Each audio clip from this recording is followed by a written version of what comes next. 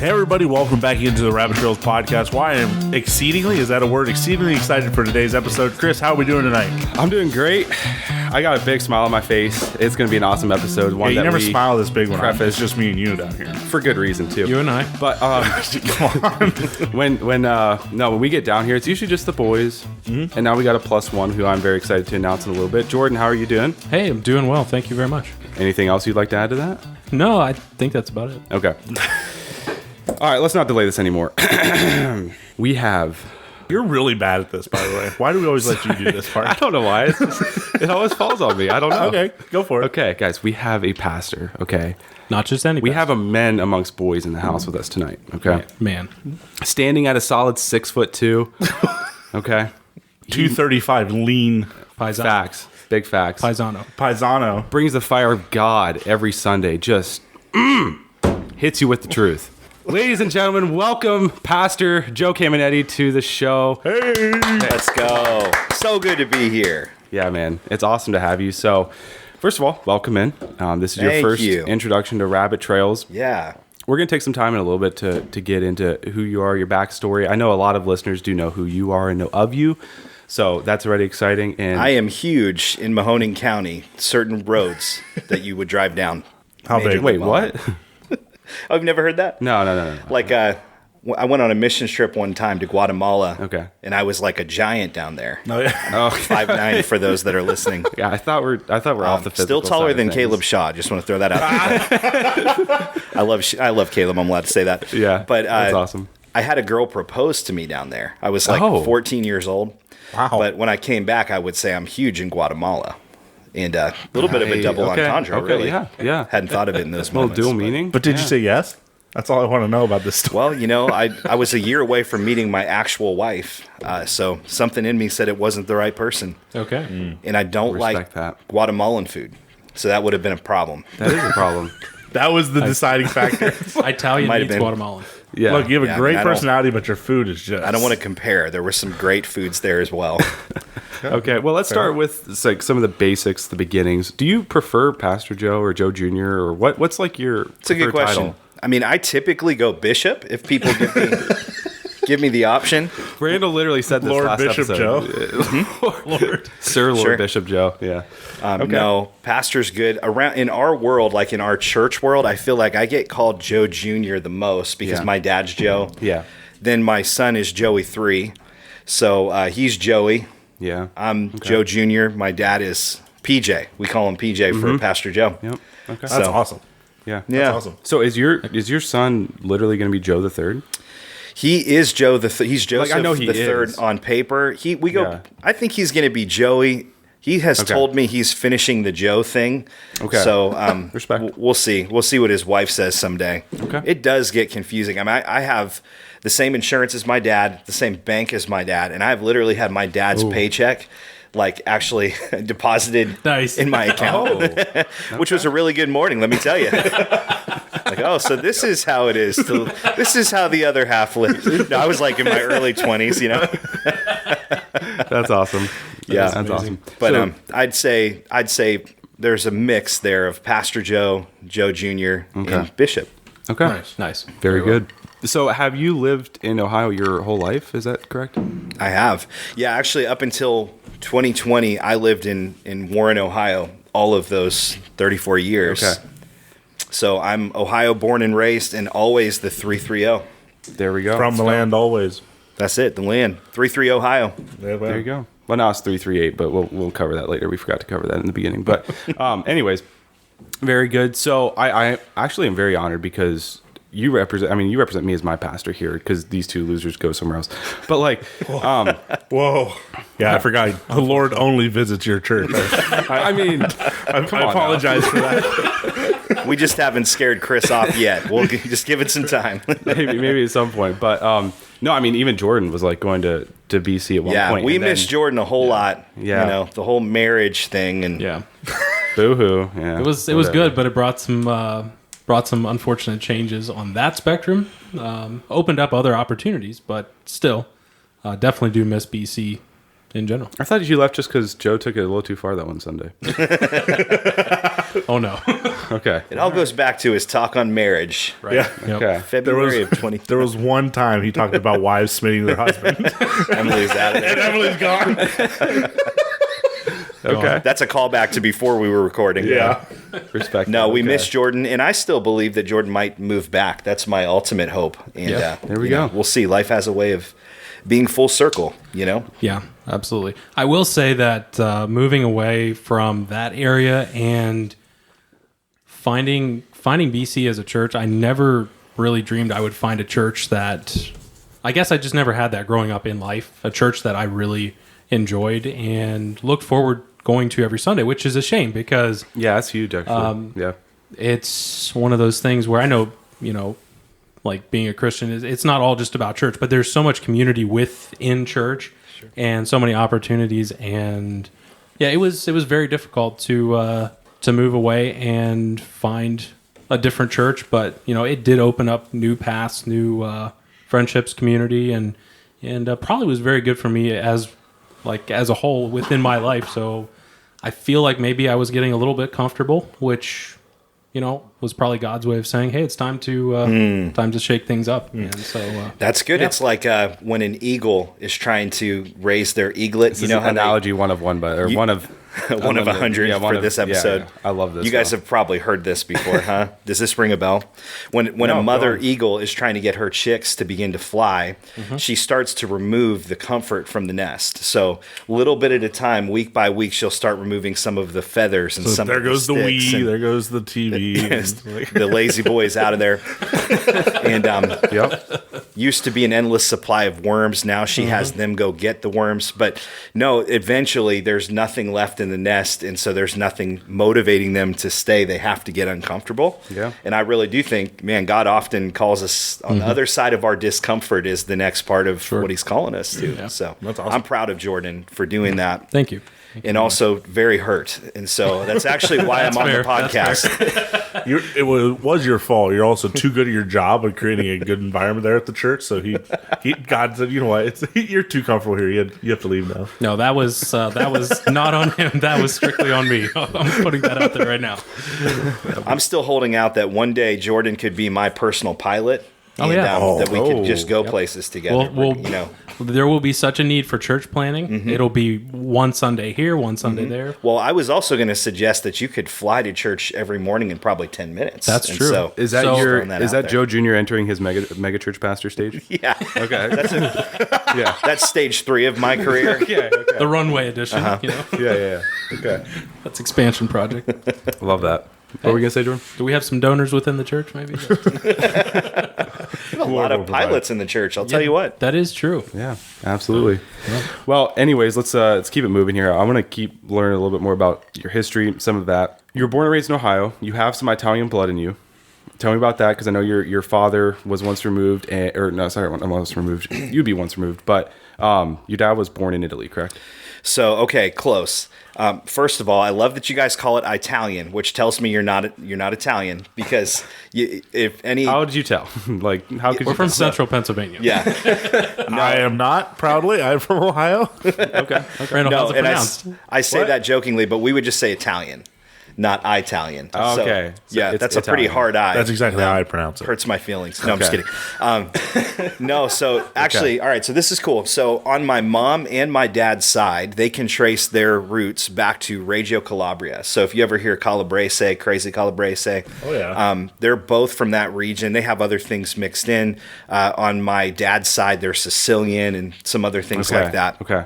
But yeah, so then my it would have been my great grandparents were the ones that immigrated on both sides. Okay. So Oh, okay. yeah, but the cool thing is, my mom spent the first 4 years of her life living in Little Italy in Chicago.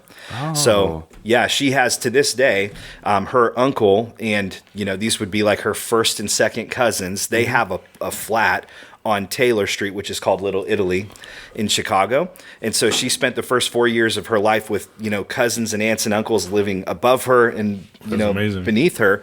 And they could walk right down the street to Al's Beef and Mario's Ice. And it was just like growing up as a kid, it was so fun to go there.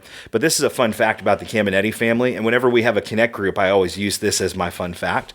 My great-grandpa, his last name was Porro, Ralph Porro. Okay. He worked at one of the biggest department stores in Chicago, which is called Marshall Fields, if you've ever heard of it.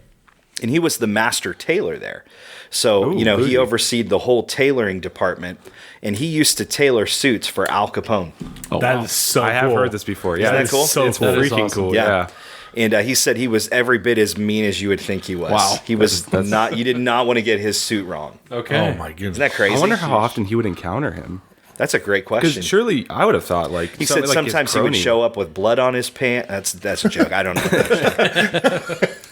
I would have thought Fact-checkers. a big of a name as like Al Capone. I would have thought like like one of his little runts is going to run around and get all his stuff for him. But well, I would imagine back in those days, and maybe it's probably kind of still the same. They need you in the suit to tailor it. So I think he'd have to go stand there, and they'd have to kind of get the measurements and all that.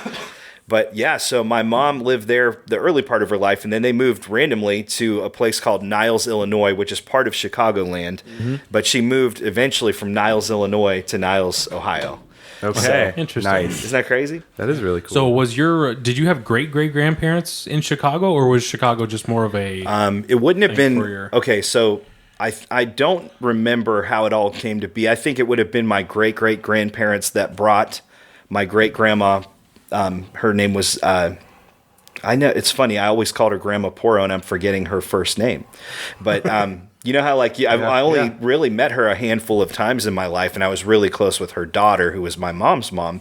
But her parents would have come across the pond on the boat, and then on my dad's side, I have a little better information. They came through Ellis Island, so that would have been actually just my grandma. Her name was Josephine, believe it or not. And so nice. we get real creative with names in our family. I was going to say, you really brought it out there. Yep. Well, especially in Italian families, you're going to have, like one of 10 names you pick, and that's about as, much diversity as you're. So we picked, and they're always Catholic names and the names of, different saints that they revere. But anyways, my grandma actually, when she came across the pond at 11 years old and had to start kindergarten in Kane, PA, that's where she went to kindergarten. Okay. And her dad left years before that and left the family back in Italy.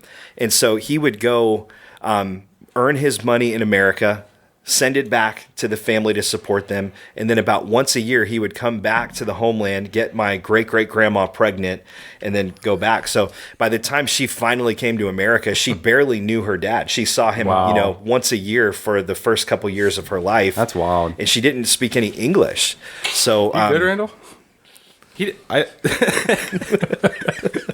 I know why you're laughing, Such a left turn. Like, get her flowers or get her. It's like, no, he had one mission. got her here. pregnant.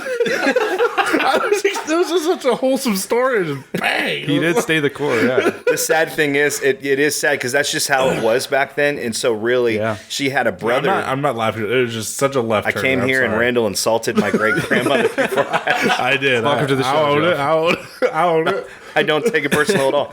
I never met him. But Sounds like a legend. right? No, they did not think he was a legend. And the sad thing was she really looked more to her brother. Her oldest brother was kind of who took care of her.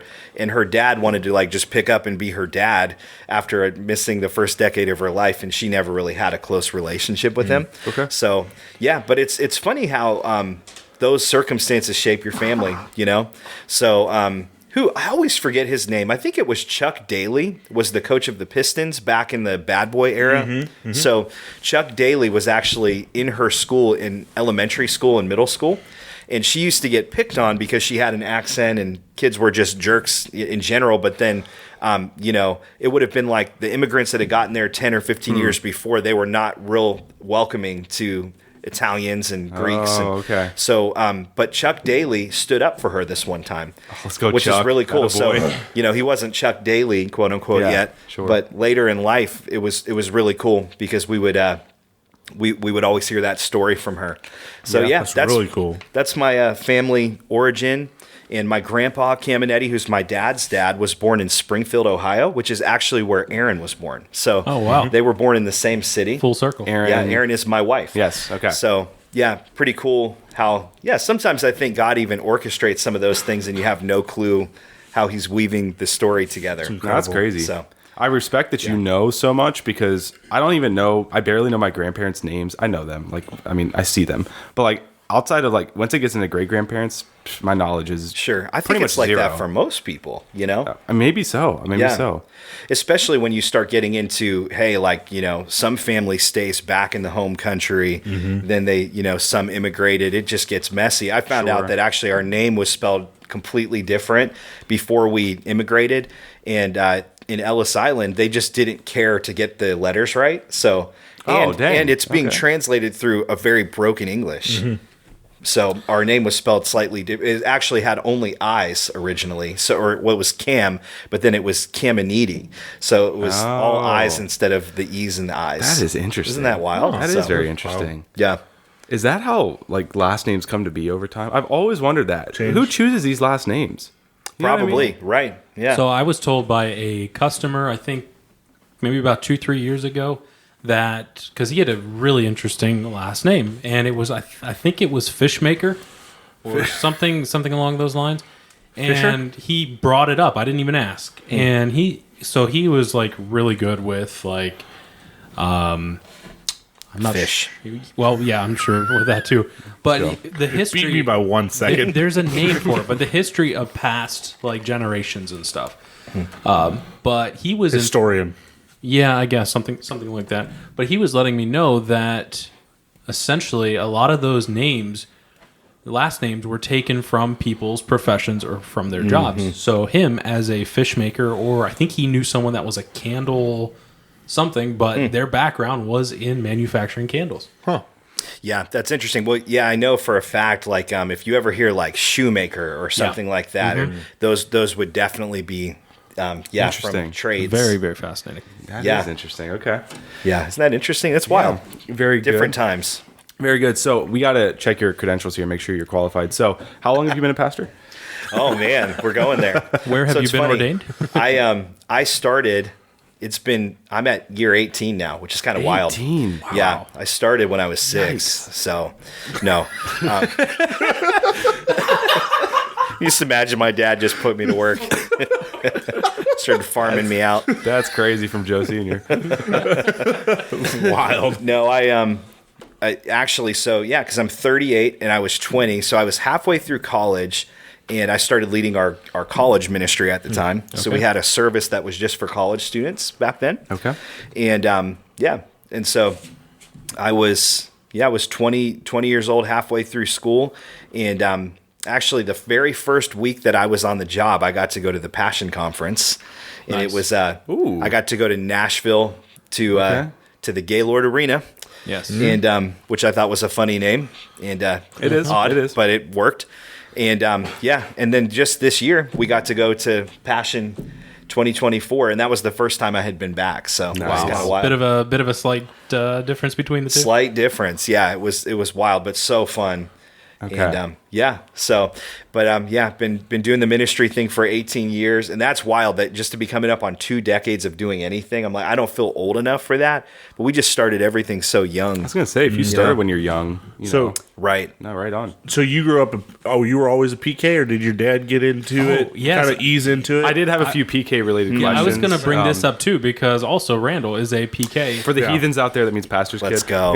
PKs of the They're world. usually unite. the worst, though, if you think about That's it. not a lie. I do not. I would love Yeah, to, I was gonna say. I would love to combat that, but you're 100%. I was always friends with the PKs, and it makes a lot of sense. Some of them turn out. Some of them turn out real were. insanely great, but like it seems like in especially the younger years, they're pretty crazy. Yeah. You know what I mean? Oh man, that could be a whole podcast episode. Well, let's make it a whole podcast. I'll tell you what. Yeah. Well, I mean, so this is a funny thing that I won't go into now, but actually, I would love to write a book one day, and I think please do, Joe. One of the first books I would like to write. I want to call it something like PK Collected, or the PK Pocketbook, or something. But I want to just do a collection of stories from PKs to help other PKs. Yes. Okay. And so, Please do. because it's one of the most, I think, neglected, overlooked groups, and there's a ton of resources for pastors. There's not always great resources for pastors' kids. Sure. And I think the reason they're so jaded at times is because I think I've met a lot of pastors that they choose the ministry over their family. Like the kind of the popular way to say it would be they sacrifice their family on the altar of ministry. Yep. Sure. Ooh. And people aren't ready to hear that. It's a real thing. Yeah. And we don't have to go deep into it, but something like, I'm sure you've dealt with this too. Like, and as a kid, as a PK, you get put in a really weird position because, like, who am I to complain and say, I want more time with my parents because they're doing the Lord's work, right? And when you're old enough, like for me, and I'm sure, Joe, you went through that, that, like, you feel so selfish saying anything, like complaining or just wanting to spend time with your parents. It's a really weird thing. And so you need to write that book, and I will support it 100%. Absolutely. I mean, honestly, I would love to do a PK podcast. I found one out there already, but I think it'd be a helpful thing. But yeah, I totally get that. I think and I don't know Randall's situation. I got to meet your dad, and he seemed like a really cool guy. He is. And my parents weren't perfect. They would tell you that. But one thing I think they did well is they insulated us from having to worry about that or even have that on our radar. So, there, like, one practical example would be my dad was really good about putting limits around his schedule. So, if there was something that came up with our family, he was not afraid to say, I'm sorry, we're going to have to reschedule this. He also had, some little tricks of the trade that I think would do a lot of pastors well. So he would have time, every pastor needs to be healthy himself in order to help people. And so he would have time scheduled just with himself or with the Lord, like quiet time, and he'd put it in the calendar. So if somebody would ask him, are you free on Saturday? He would say, I'm so sorry, but that time is filled up. Sure. And so I think most Christians could stand to do that regardless of if they're a pastor or that's not. good. That's very good. Yeah. And so there were people, churches have all kinds and types, and 95% of the people that come to church are just healthy, great, amazing people. And then you get a few people that have agendas or are just weird or off-putting or whatever. And my dad would never be afraid to tell me after someone would come up to me and say like an off-colored comment, he would just say, you don't have to talk to that guy. You can just, if they come over to you, you could say hi and just walk right over to me and I'll, sure. So I'm thankful that I had that. And, because it's like, man, I've seen a lot of kids that, here's an example. I know one pastor's kid that their dad was, am I talking into the mic okay, or do I need to be closer? You're perfect. Okay. No, you're good. Their dad would just always have weird people over their house. And so their house never felt like a haven or a safe place. Yep. And even like on holidays, it would just be this, it'd be like a homeless guy or this. And so I like the heart behind that, but it's like that, I think, is exactly what I'm talking about when I say sacrificing your family. Because the Bible says the poor will always be among you. You only have your kids for maybe 18 years at best, where you have that window to pour into them. Interesting, yeah. So then he was intentional about, hey, we're going to help the poor. We're going to look for, just like I know you guys fly on missions trips and, look intentionally for opportunities. So that's a rabbit trail for you. But nice. I do think those are important conversations to have, and not enough pastors have them. I love that. That is good, man. That's very good. So did you always, like, was it something you felt like you were not pressured into, but like your dad was a pastor, you always felt called that way? Or is this something you genuinely knew you wanted to go into? Or is it something you kind of like were... Your dad was a pastor, everybody comes up to you and say, oh, I can't wait till you're going to preach. You're going to be so good. You're just like your dad. It's something that you kind of just morphed into and learned to love, or was it something you felt always called? Did you cast lots? So the family business. If that question makes sense. I got the short straw. Yeah.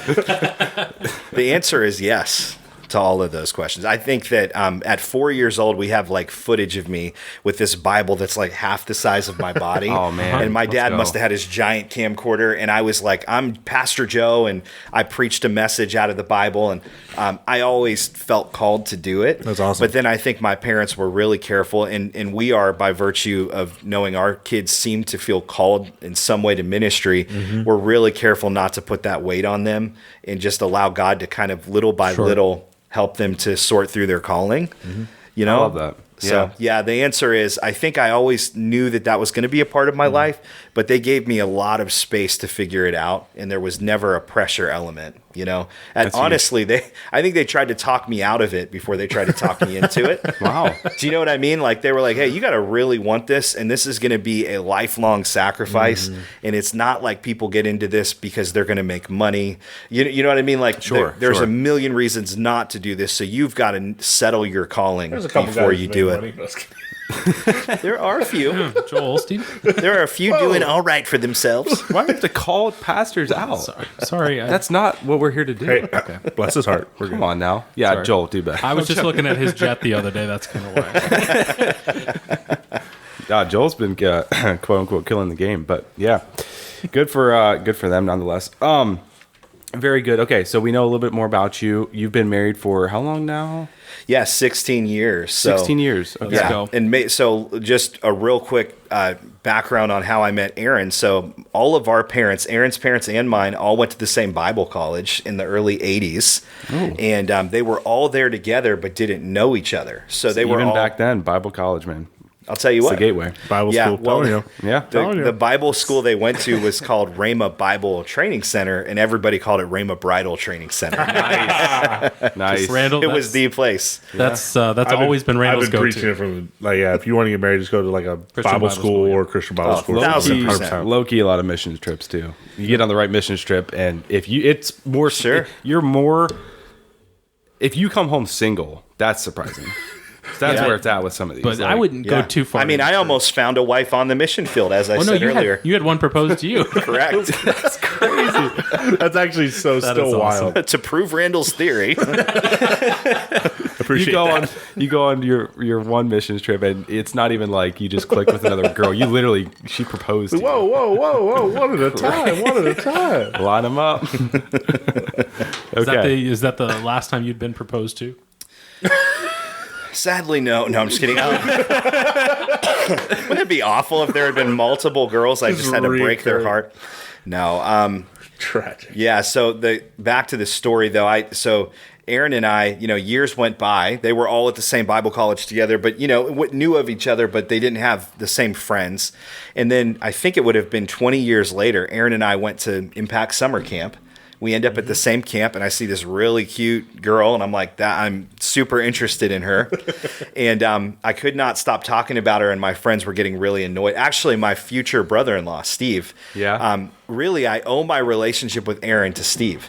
Because I was talking about her so much, and he started to get sick of it, and he's like, you need to go do something about it. And I'm like, she lives somewhere else. I don't even know who she is. And so he walked across this lunchroom with hundreds of people in it. Actually, it was a lobby outside of the lunchroom, and it was crammed packed with people.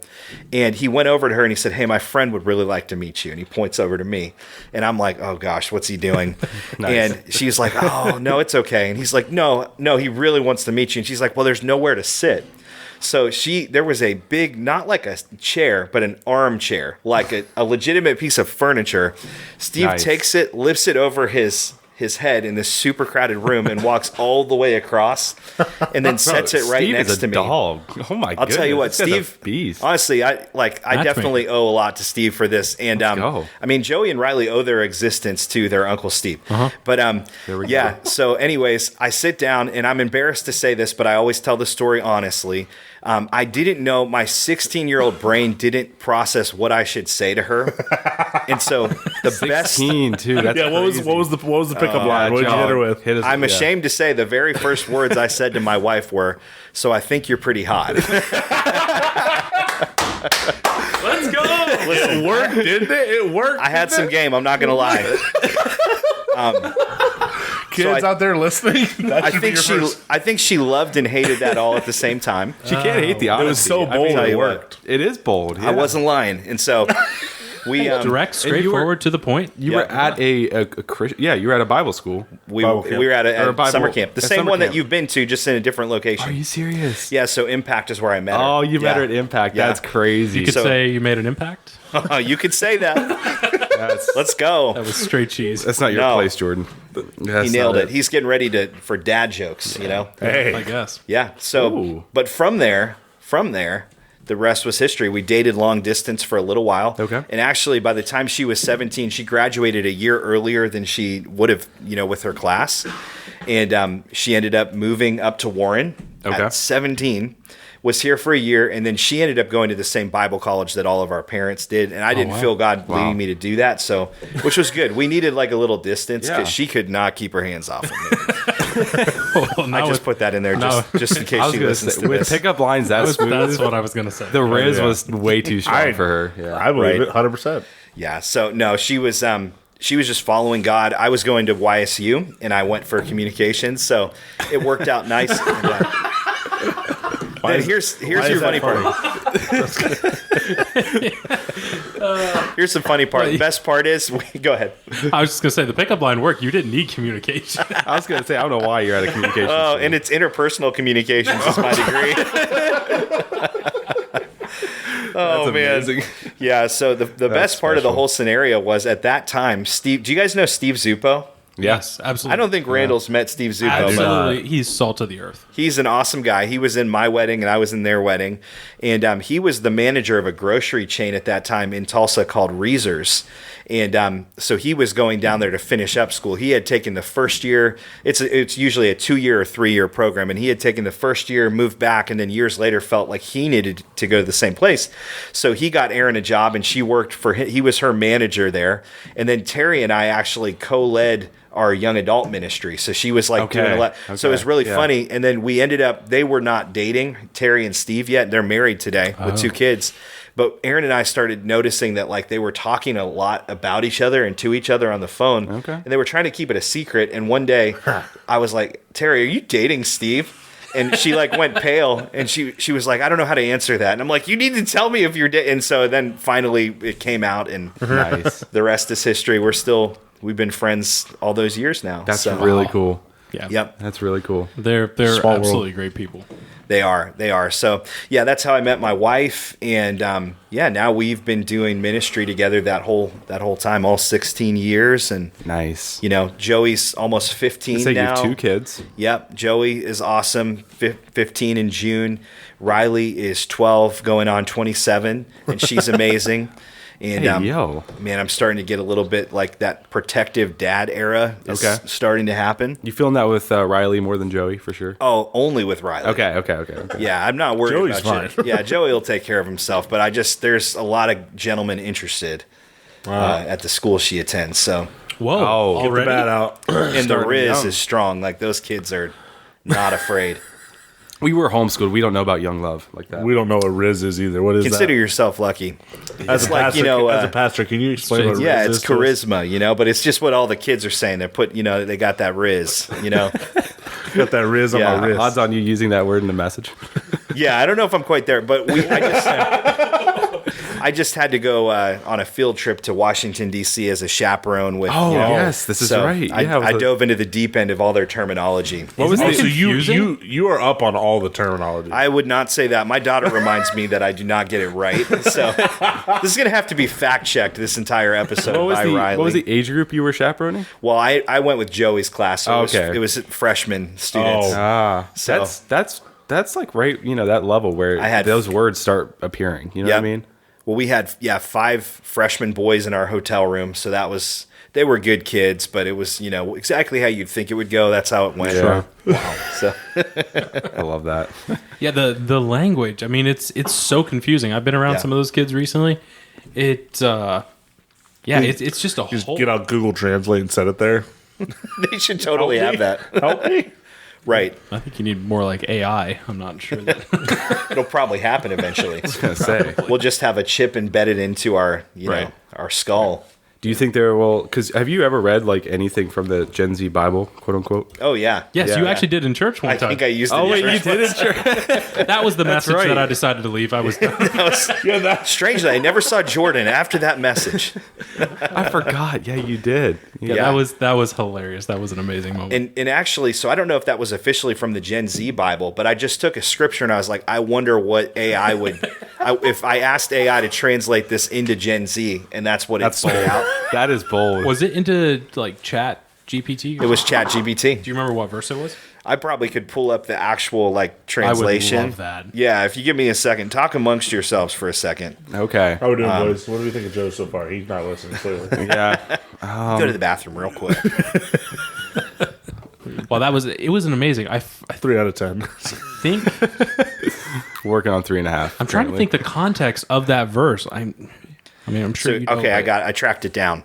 Wow. So very fast, by the way. I searched it. I have a Pages app where I keep all my notes, so I was able to keyword search. This is grand. Big Bible. Listen to this. So I was talking about envy. I was talking about just the battle between contentment and coveting, and just that thing that happens in all of our souls. And this was interesting. So I was reading a super old, verse that I was trying to help like the next generation to understand what this meant. Which I really appreciate that from you, by the way. I'm going to get into that later, and I don't want to interrupt you right now, but I just do appreciate that. But Thank you. Do continue. Thank you. So, all right. So this is just one of the 10 commandments, Exodus 20:17. You shall not covet your neighbor's house. You shall not covet your neighbor's wife or his male servant or his female servant or his ox or his donkey or anything that is your neighbor's. So, that hits on a certain level. But I thought, how can we make this just really speak to somebody that's living in 2024 or 23 at the time?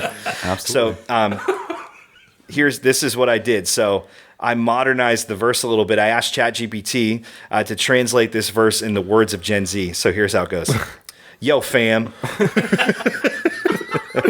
Here's a sick translation of that verse in Gen Z lingo. Okay, so don't be all jealous and wanting what your neighbor's got, Don't be thirsting after their crib or their bay or their squad or their ride. This is the best part. Or their dope pets. Would that be for the donkey? Right. Or anything that's theirs, yo. So that was it. Amazing. Dope pets. That's right? awesome. That's awesome. I feel like I'm in the in between where the real translation from just what you read from the Bible is you still have to think about it a little bit. But then if I hear Gen Z, I still is just I have to think about it so much more. That's even harder than the King James. Yeah, don't covet your homie's crib, yo. It turns into actually old King James all over again. It does. Yeah. History truly repeats itself. Right. New King James. Can you imagine? Gen Alpha is going to just be a whole other thing, too. Is that what the next gen is? Yeah, Alpha? because my kids, I think they are just barely Gen Z. They missed the cut for Gen Alpha. Okay. So there's even a generational divide, I think, with that. Because my kids, well, granted, I guess my kids always knew technology. They grew up with iPads. So they've never not known that. But I just think Gen Alpha, it's they're going to grow up with AI. Some of the things that are just revolutionary to us are just going to be commonplace to them. They won't comprehend a world without technology. Exactly. It's wild. Okay, so us old folks. I got to ask you a question with that because Randall's a young parent. Jordan is going to be a young parent at some point. And hopefully, Lord willing, myself someday too. What you have to do first. Get married. Oh, yeah, that. Build a cabin out back. Build a crib. All right. You got to build a crib first. It's one at a time. Build a Jeez. crib. All right. Whatever. All I want to know is... You got me so flustered right now. I can't think right now. You got me so off. Okay. Yeah, this is what I'm asking. What's your opinion on kids with technology then? What's your overall thoughts? Because it is something... And from what I know, a lot of the older generation, whether you're in church, out of church, just in general... it just gets looked down on a lot, and I think it just gets neglected. And I think our generation should do a much better job than the previous generation, just because the previous generation didn't really know the ramifications of it, how it affects you, how it stunts your growth, how it affects your mind in general. And so, I go out to, any public area, and for me, it personally bothers me if I see parents and then their kids just there and they're just 3 inches away from a screen. And that's what it takes to keep them quiet. All that stuff, that's a whole cultural thing in and of itself. What's your thoughts on that? What's your take? Man, well, I would never pretend to, that we had it all perfect and perfectly figured out. Mm-hmm. I would say every generation has new, a new balance and tension and tightrope to walk. Sure. And so I think previous generations just had different struggles, same struggles with different names and faces. Yep. But if you look at the studies that they're doing and the statistics, I think the average young person that it would be Gen Z or younger, they have 8 hours or more of screen time a day. Yeah. And so it is just completely rewiring the way they process life. You can see, as a former youth pastor and somebody that spends a lot of times at camps and conferences, you can tell when a parent has taught them well, but the average teenager doesn't know how to have a conversation in person. Mm-hmm. And so it's easier for them to sit 3 feet away and text each other. Sure. Yeah. Which is wild, Snapchat each other or whatever. And so, yeah, I think that's something we got to pay attention to. But then I think so this is just a whole philosophical rabbit trail we could go down. But, if you look at the church historically, this has always been a conversation when it comes to things that have, come along and revolutionized the way we look at technology, for instance, or even music. So there were people that were early embracers of the pipe organ. And then there were people, the church 1,000 years ago when some of those instruments were coming in, there were resistors that said, well, that was used in bars to play bar tunes. Yep. And so that's a sinful instrument. They tried to do the same thing with the electric guitar. And so I think those are interesting conversations where it's that's I think why we've always had one of our core values at our church is that we're married to the message, but we're not married to the method. Because the message can never change. Jesus is the way, the truth, and the life. He's the only hope to salvation. But the method's almost got to be constantly changing and adapted to reach a constantly changing world. Sure. And so that's a long answer for a short question, but to go back to your original question, I think we got to be really careful. We try to help people, not I don't think you'll typically hear us boycott something from a message in our church, but what we're trying to do is equip people with the right filters for their faith. Okay. So it's so here's an interesting series we did. This would be a fun conversation at some other time, but we did a series called "Is It Okay To?" And it was really fun. It's probably the most downloaded, streamed series we've ever done on YouTube. It's a great conversation starter. Oh, man. And wait till you hear some of the titles. So, one of the weeks, this is when Game of Thrones was popular. Ooh. So, is it okay to watch Game of Thrones as a Christian? Yeah. Is it okay to smoke weed? Yeah. Is it okay to be in a... Easy. Right? Sorry, Randall. I won't go there. Let's not dive into the personal side of things. Come on. Randall just put away his vape pen if you can't see that. But, that's why we don't film this podcast. But it smells amazing in here. Menthol, guys. It's menthol. Right. Yeah, but I think those are things, you'll hear us say this a lot, but the church has to be talking about these issues, because if we don't, it creates this vacuum, I think, in culture where they'll go to everyone else and everything else to get clarity on what culture is saying. So, yeah, I think it's important. No, it's very good. So, go ahead, Jordan. Well, I was just gonna say along that whole line, I grew up in a church that was fairly religious, and so just recently, I've been learning kind of along that same line. This last Sunday, my pastor preached about it out of Romans 14, and I guess it kind of opened up my mindset more now than ever. How two people can be doing the same thing. And to one, it could be sin. Yeah. And the other, it's not. That, I obviously, I knew that. Well, yeah. That gets into a whole controversial subject there. But I guess I didn't quite realize to that extent. I know it talks about he would reference food sacrificed to idols, in their day. So that would be probably one that would be not too touchy, and we could use that as an example. And we don't have to camp out here forever, but it's actually Randall's thing. I didn't want to say anything. He likes to vape while he sacrifices lambs. Jeez. It's chickens. It's actually rabbits. That's why we. Wow, that's kind of sacrilegious to the show. But okay, yeah. So he would say, because there would be controversy. You have to remember, you're pastoring these churches. We think our churches are wild.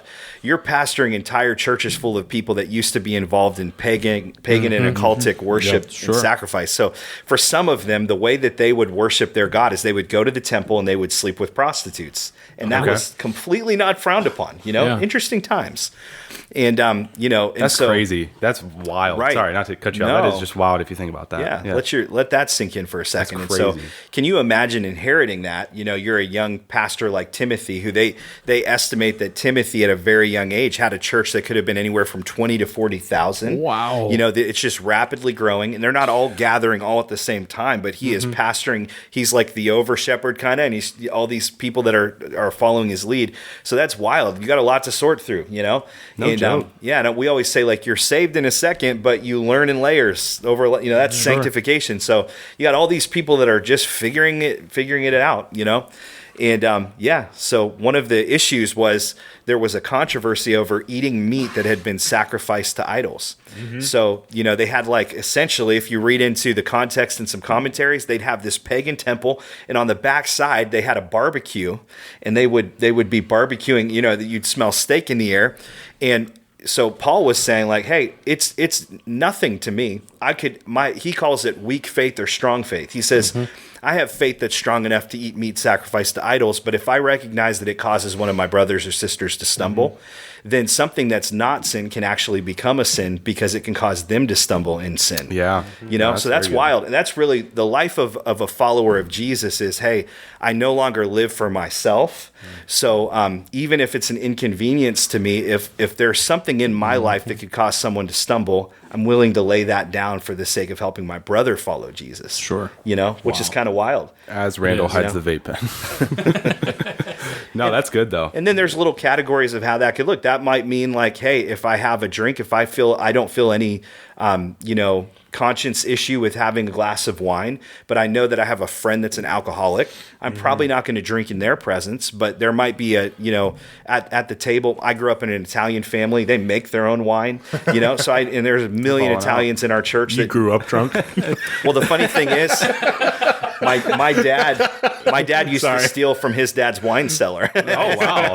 And he would go, my uncle Mike, who has a church in Canton, he used to steal wine and sell it to kids at his school, you know? So that's crazy. But my dad, grew up getting drunk and didn't know the Lord.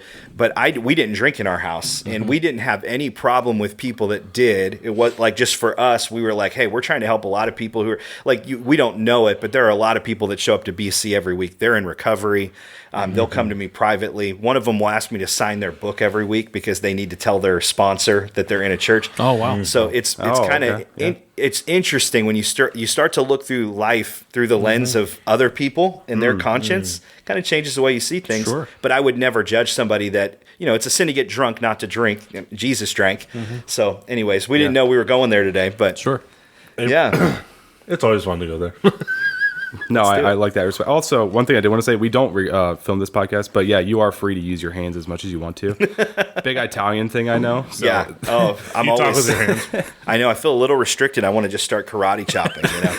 No, this is good. Backing up, you mentioned, is it your uncle Mike? Yes. So I go to a church now with some friends that actually used to go to Mike's church. Okay. Which is Faith Family in Canton. In Canton, Ohio. And it was funny. They loved him and stuff. The funniest thing, it came out very quickly. Yeah. They're like, Camenetis, they love food. And it was funny because I've only listened to Mike, I think, maybe once or twice. Okay. But it seems like there's always some type of reference, food-related, weaved into That's fair. To a sermon. And I've obviously listened to quite a few of your sermons. Yep, same. And then as well as your dad. I love it. That's Italian.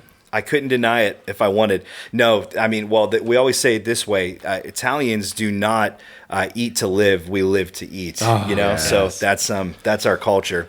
We're trying to work on ourselves in that category, but Is it? And excuse my my brain here, but is it Italy that they take a break over lunch, is it the afternoon and kind Take of a have nap? like, yeah, I know they do it like in a lot of the European countries, Okay. but yeah. So funny enough, my uncle Tony, who is a missionary and has planted Bible colleges and churches all over the world, they lived in Palermo, Sicily for a while, Oh, nice. and they lived in Rome for many years. And he said the work culture there is hilarious. Really? Like he said it's almost a non-existent work ethic if you compare it to how America is.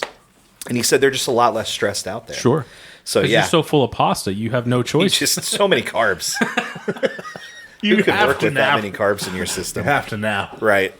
Wow, That's amazing. That's quite awesome. I think just listening, like on an average Sunday morning, whether it's you or your father preaching, the mannerisms themselves just crack me up, especially with Really? your dad for some reason, who unfortunately I'd never actually met, which is crazy. Oh, that's funny. We got to fix that. Yeah, we do have to fix Yeah. that, but it's crazy to me. But it's just so funny. I'm like, I know you're whatever you're saying right now is just absolute fire. But like, It's just the hand movements, I don't know, just something about it just really cracks me Just up. the Italian. We cannot help ourselves. Yeah, no, it's really good. So your father has inspired me many different ways throughout my life, but Yeah. I will say like the biggest thing that I think about every time I see him is his weight loss journey. Yeah. That's wild, I yeah. don't think that. Yeah, I guess I just can't even like words just can't even describe it. Like I actually just for anyhow, I wanted to see if you popped up in any news articles or anything, and then your dad's photo came up just minutes ago, and I remember like thinking about it just recently, the amount of weight. And do you know how many pounds he's lost? Yeah, it's somewhere up near 100 pounds now at that point. That's crazy. He looks so good. Yeah. Oh, yeah. I'm proud of him. That Yeah.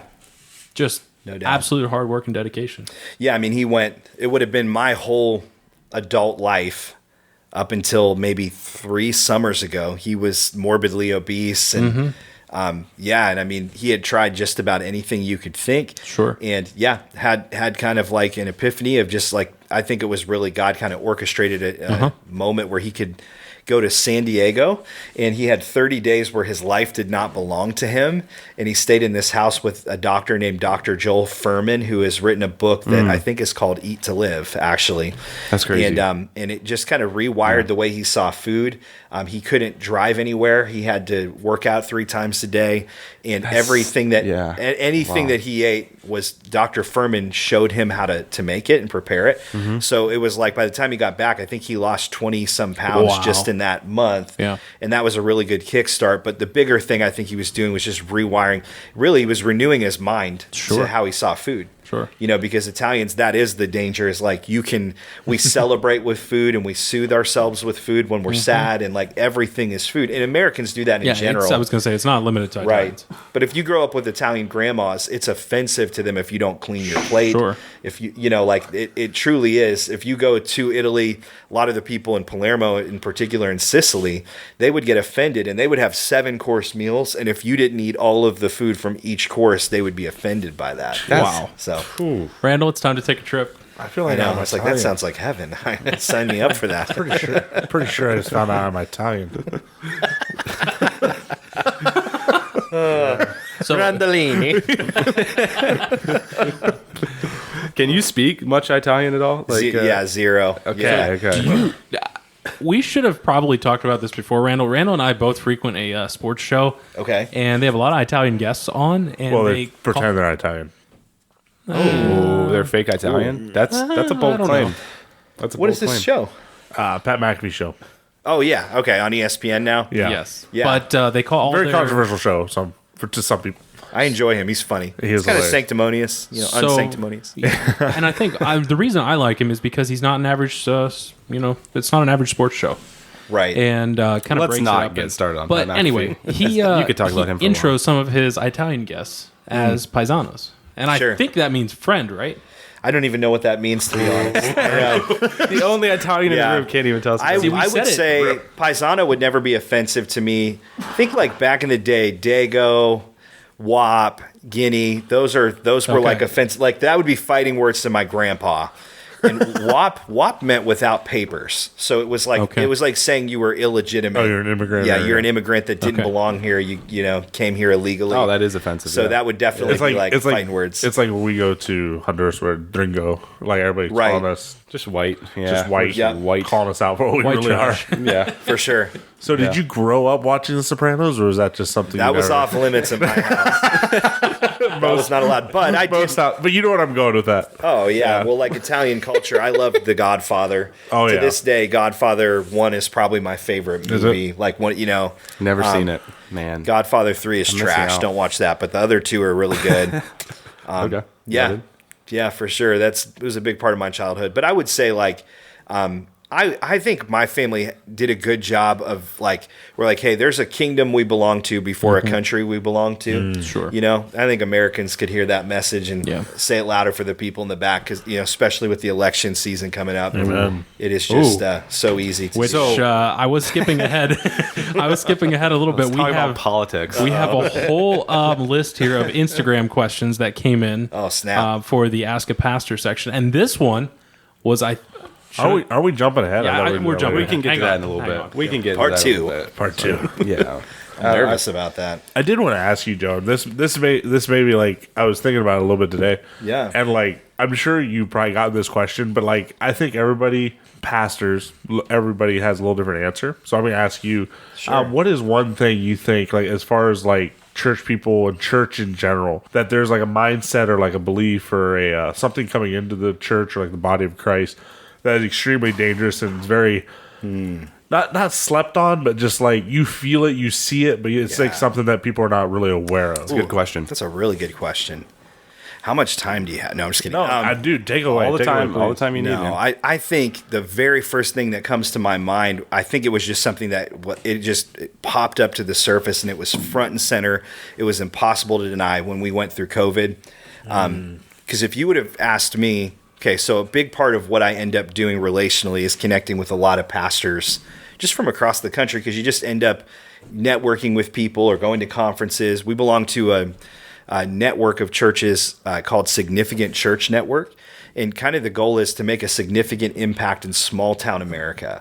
Because there's a ton of different organizations that help you make an impact in big cities, but oftentimes it's like the forgotten cities that are, in rural America, right here, that are, neglected or understaffed. They have 100 members in their congregation and they want to make a difference. And so anyways, I was at a pastor's conference and I got to preach in one of the sessions, and I was just really trying to ask, man, how do you define significance? And if you were to ask me before COVID happened, how many disciples would be a word we'd use, how many sold out kind of followers of Jesus do you have? I would say 80% of our church is that. And then there's probably 20% that are figuring it out. But I think COVID exposed that it was a lot closer to 50%, And I think COVID just revealed what had been there all along. So I think sometimes we can fool ourselves with full rooms, and in America, it's butts and bucks. That's the ugly side of church life and ministry if it's unhealthy is. We might say we want to reach people with the gospel. I'm using the royal we, not like Believers or Randall's Church or whatever, but if in practice, it's more like, hey, if I can get enough people to sit in this room for an hour on a Sunday, then I can generate this much offering so that we can hire this much staff so we can grow bigger or have a bigger building or whatever.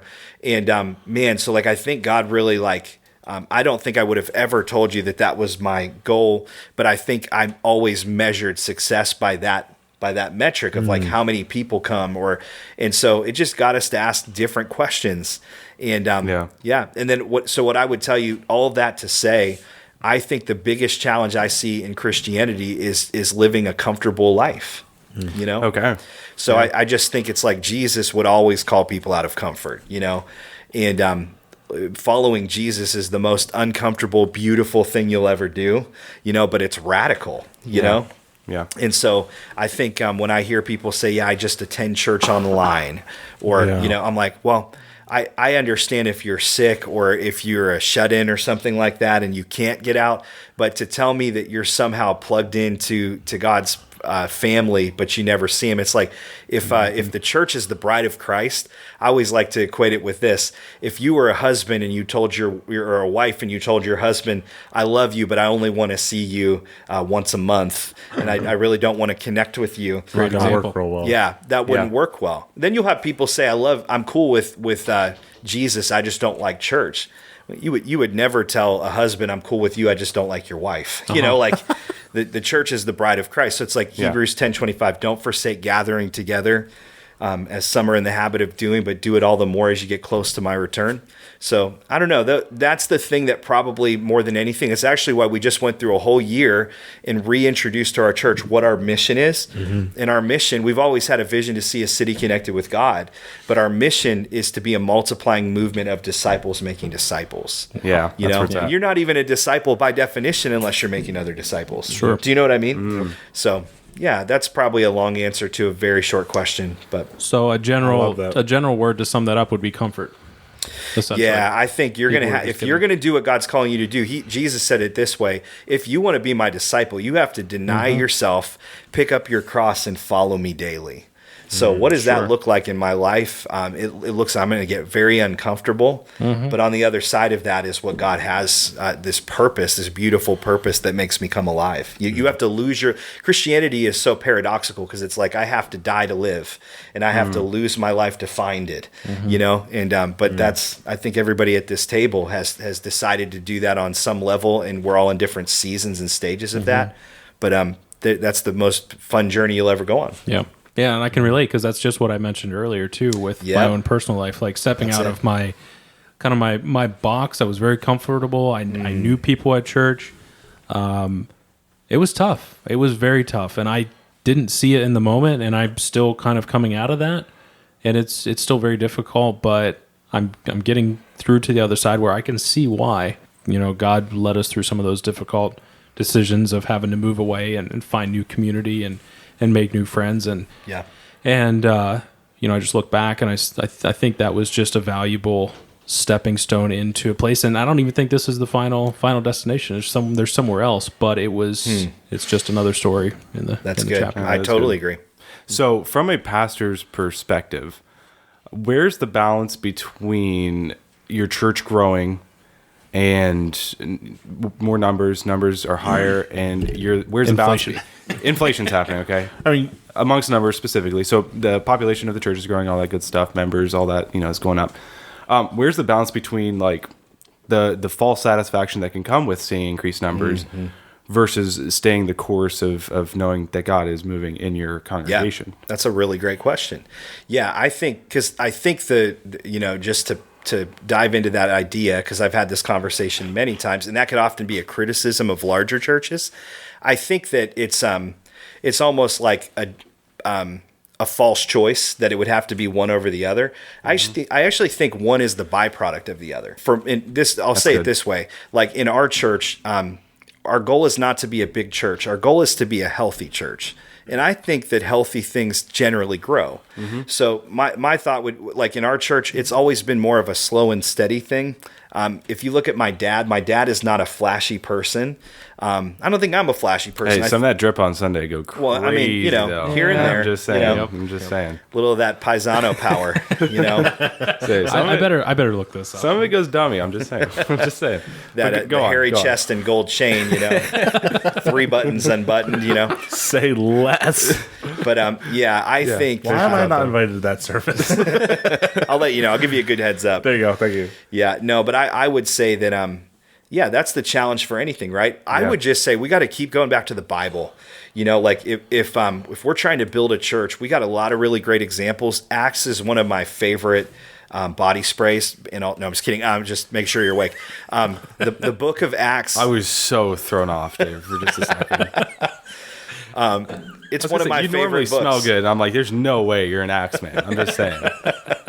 Sorry. Don't sleep on Axe. Don't sleep on Axe. As a fun fact, Caleb and Brandon have both given me some good recommendations on colognes in the past. Nice. And also tried to explain to me the difference between cologne and perfume. Yep. And I still don't understand it. But I don't either. So there is a difference. There's a lot of stereotypes out there, but the one, you can point at a couple white stereotypes, but the one black stereotype that I think everyone can agree on. Almost every like sharp dressed black person comes with a smell that smells absolutely phenomenal. Okay. I can agree with that. Yeah. I didn't know where you were going with that. I have asked. I don't know. So what you're saying is, Jordan, it's been really great to be on this podcast. What you're saying is, Jordan, if they're not a sharply dressed black person, they smell awful. Well, okay, and all white people smell awful. This is kind of a rabbit trail. I need to back up here. Yeah, I'll just dig into something real deep right now. Joe, this is where we get in a corner and not stop. But I'm already. This is my favorite part. I'm already in the corner. But no, I've asked. Oh, and Mexicans. It's Mexicans too. Bro, some Mexicans smell crazy. Is there any other cultures you want to throw in here? We would call it. So we call it an Italian shower. That's just dousing yourself in cologne. So it's like you spray it into the room and you walk through it, that sort of thing. Yeah, like you just if you can't take a shower that day, an Italian shower is just Can I also back up real quick? There's a difference between cologne and perfume. Yes. And Caleb, you'll have to have him on for episode 3 to figure that out. But it had something to do with the oil content and like the staying power. He would know that too. He's I just such a nerd, man. I just thought perfume was for women and cologne was. That's what I thought too, Randall. 100%. I actually own some perfume. I still, Wait, is that not how it is? That's not how it is? No, if you look on Whoa. some of your labels of your colognes, it'll De say, parfum. yeah, yes, De parfum. yeah, Okay. for sure. See, Isn't that funny? Girl. that's crazy. I just thought it was feminine and masculine. That's, Yeah. I mean, I feel like a woman. Now, all right, so that's very good. back to what we were talking about, because if someone's listening, they're going to get frustrated I didn't answer the question. that's literally this is the the whole point of show. the show. Okay, This is why we don't actually end up returning on the to what trail we of were empty talking- promises. Just That's how we built this podcast, buddy. okay. Well, let's We knew move this on. would be an issue when we brought you on. We knew you'd be too good for this show. If you're OCD, Go, Joe. this is not the show. Please finish your. Yes, please. They call me Joe CD. Is actually? Oh, really? Are you actually OCD? I don't think I'm OCD, but I have Your- tendencies. Your wife, I'm on the spectrum. other hand, You think she is? though. I think so, right? Oh, that's funny. Well, I think she might be ADHD. Jordan, I'm just saying, Jordan's just taking hacks from the Chiefs. Oh no, he went through a whole Connect group with us for a marriage Connect group, so yeah, he that's saw us why. up close and That's why I personal. thought so. We're both intense people that we both have strong opinions about You everything. guys live in Ted's? Randall, Shut up. Randall. You know what? I'm really enjoying this. I'm sorry. Had to. This is our first. I mean, See, Randall's officially a father now, so you represent. Not saying you're old. The oldest person that's been on this show. You are old. Honored. So you can appreciate a good dad just joke. facts. You know what I mean? Oh, I welcome them and I applaud them. Yes. Yeah. No, please. You can make full circle and finish your point. What was the question? I have no idea what we were talking. Is See, cologne or perfume? This this is where we struggle. Is we literally just forget. You know what I mean? So you can. No, you can all finish I your was point. going to say is if we're talking about that tension between the church growing that's too big right. and the purpose of the church, What's your question, Chris? Oh yeah, it was my the question I asked. No, but I would just go back to reading the book of Acts. If you're newer to the Bible, I would probably not start in Leviticus, although that's entertaining on its own level. Or Revelations? Revelations will freak you out. So you start with some Psalms and Proverbs, and I think the book of Acts, Romans. the Gospels are really great. The Romans Road is really good if you want the basics of salvation. And So we're saying start in Leviticus, right, round out Song the, of Solomon. round out the middle with Song of Solomon, end it with some Revelation. Was Oh, I? we're just jumping in the Song of Solomon. If you're still standing after that, then you are. Hey, I'm sorry. we're getting Actually, into that's what I was. That's what I meant to say. Song of Solomon, not well, Revelation's crazy too. I mean, Is it? No, Yeah. it's no Revelation. apocalyptic in nature. yeah. Yeah, pretty okay. wild. But I was truly thinking of Song of Solomon. Stay tuned. Part two is going to involve some heavy you Song are. of Solomon talk. Well, we could throw some Song of Solomon to chat. I'll tell you what, that might be really entertaining. Why don't you start getting on that? As the producer, we There's let yourself run wild. there's a lot of double meanings in the Song of Solomon. May I say a couple? Chris is actually not allowed to read it yet. Oh, come on now. That's actually true. Yeah, like- young men were not allowed to read Yeah, it. young till- Jewish okay. boys were forbidden from reading that Yeah. book. Was there an until they were age or was it married? It was 2 year probably erotic. 13 or something like PG that. married. Oh, what the? How, After old, their how bar- young do you think their I bar am? You're mitzvah. 12. Well, in that day, they only lived to like 35, so Are you serious? you're middle-aged by their standards. Wait. No, I think the average life expectancy was like 50 or something like that in Wow, that's biblical crazy. times. And Noah said, "Hold my beer."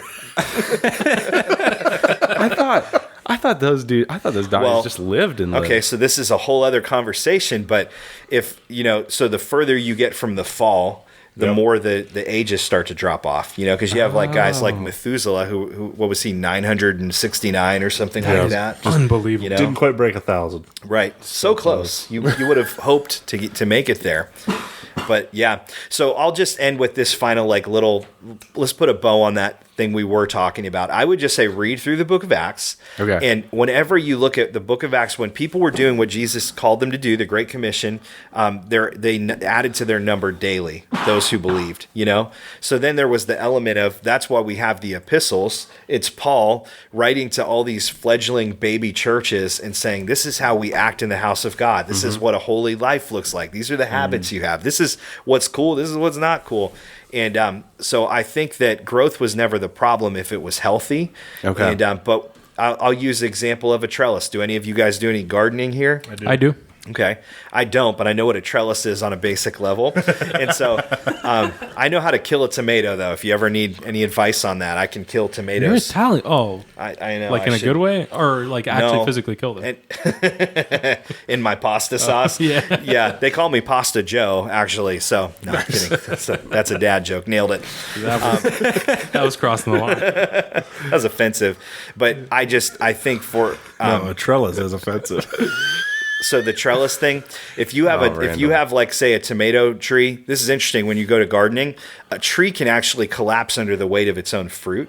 Yep. And so what they do is they have to guide the growth with something like a trellis. Yep. So it's like you start to see in Acts chapter 6, the church is growing. Do know what a trellis is. Okay, yeah. You know, like I got you. 100%, 100%. So the church was growing so rapidly in Acts chapter 6, and they had this ministry where they were actually feeding the widows. You know, and I think they were the Hellenistic Jews were felt overlooked, just this sect of the Jewish women there. And so the disciples, like Jesus' original, 12 or the 11 that were left, they were actually the ones physically waiting the tables, and they were neglecting the gospel and going to preach the gospel. Okay. So you have this crazy, interesting, just very practical situation about a system and a structure in Acts chapter 6. And they're like, it's not right that we're waiting tables and we're missing doing what we're actually assigned to do. So then it says they appointed men that were full of faith in the Holy Spirit to take their place. And one of them was Stephen, who was the first martyr of the church. Mm-hmm. So it wasn't like they picked slouches, or they picked people that really knew God. And then it was almost like that was a proving ground, because Stephen goes on to proclaim the gospel. So it's interesting, like they have this rapid growth, but then you start to see systems and structures are almost like a trellis that guides the growth so it doesn't collapse under the weight of its own fruit. And so when you see churches that grow a mile high and an inch deep, that's where you can know there's a fall coming because they don't have the right, it's like they have the flash. It's all sizzle, no steak, and so I think we've just decided let's have the steak, the meat of the word. Let's do the things God's asking us to do. And if he multiplies that, then we'll have more people to disciple them, and we're in no hurry to, get there. So, I love that. Let's have steak, no sizzle. Right? Or if you could have both, that's beautiful. Because Jesus had some sizzle to him. He did. Yeah, he did. Song of Solomon 4:5. Here Let's go. Let's go. Your assets are lit. like twin vibes of gazelles chilling among flowers. Just I'm not gonna keep going. Yeah, but Chris, you mind taking Jordan's phone for us tonight? I might have to. Hey, it's scripture. Maybe stick with King Fun James. story. I had a friend. No, this actually just popped in my head. Fun story. I had a friend that was just kind of kicking around. He found that website. Good for him. And it was his wife, their anniversary. And so he's like, huh. He's like, he typed in her name and their anniversary, whatever. And he's like, write me a poem. Wrote a beautiful poem. And he actually printed it out and put it in a letter or whatever. And she was emotional in tears. He didn't have the heart to tell her that it was a computer program that wrote it. He had nothing to do with it. Who would, man? Till months later, somebody spilled the beans on it. He got in so much trouble. It was hilarious, man. No. The sad part is I have a friend, he's actually a pastor friend, that did the same exact thing. I was showing him how to use ChatGPT. And so he was like, I'm going to have some fun with this. And he had the ChatGPT engine write just a nice note for his wife. And it was very poetic. And he was going to tell her right after, but he was in a conversation with me and forgot to do it. And by the time we were done, she had texted him back this really gushy, thank you so much, that means the world response. He never told her, did No, he told her. He for sure told her. He's like, hey, they have 7 kids, so they've been through some things. Okay. Yeah, she took it in stride. Man, ChatGPT is destroying us. Yeah, it's pretty crazy. Do you consider yourself? So you are really good at talking. You are. Oh, you're really good at communicating. You are one of the best public speakers I've ever heard. That's really kind. Right behind me. He's right under Randall. We have. I believe it. I've never heard you. I've never done much public. Sounds good from my house. I mean, we have. Speaking of public speaking, I actually have some questions on public speaking. Oh, okay. You do? Yeah. Do you Well, I can't say that. No. So go on, Randall. But one of the. Is this going to be an underwear question? It was. I knew where you were going with that. Popped into my head, but is that a thing? Boxers or briefs? Right now, let's have it. No. Well, you said an underwear question. No, I like. Do you envision the crowd is a stereotypical thing to be said with public speaking? Yeah. I think that. How does that help? Yeah, that would not help me personally. I will tell you this. One of the funniest things my dad ever told me when the church first got started, there was a woman that was in the front row. You know, our church is 40 years old now, but I think we would have been 3-4 years old. So my dad started the church at 24, you know, so he was young. And this woman started breastfeeding her baby in the front row. Good for her. Like without a cover, you know? God bless her. And so he had to like preach the whole message and try not to like look in that direction. Talk about feeding the milk of the word, you know what I'm saying? That's crazy. So, but milk and honey. Right. I think Song of Solomon just had something to say about that. Right. Jordan, put your phone down. It says your assets are lit. Let's not go over that again. Twin vibes. Yep. Yeah. Can you imagine though, like the whole message you got to go through that? So I think they kindly that's so uncomfortable, man. They kindly told me we do have a nursing mother's room. Yeah. Yeah. So how do you kindly weave that into a sermon? He had to wait. Yeah, he had to wait for sure. Ooh. Yeah. Security. Well, it's like because it's only going to get more awkward if you address it. You know, at least like from where he was sitting, probably only a couple people could see her and him. Sure. So I'm sure my mom didn't love that, but you know, what do you do? Wow. Oh man. Yeah. Have you seen some pretty crazy things in the crowd? What is the one thing that had you so off your feet?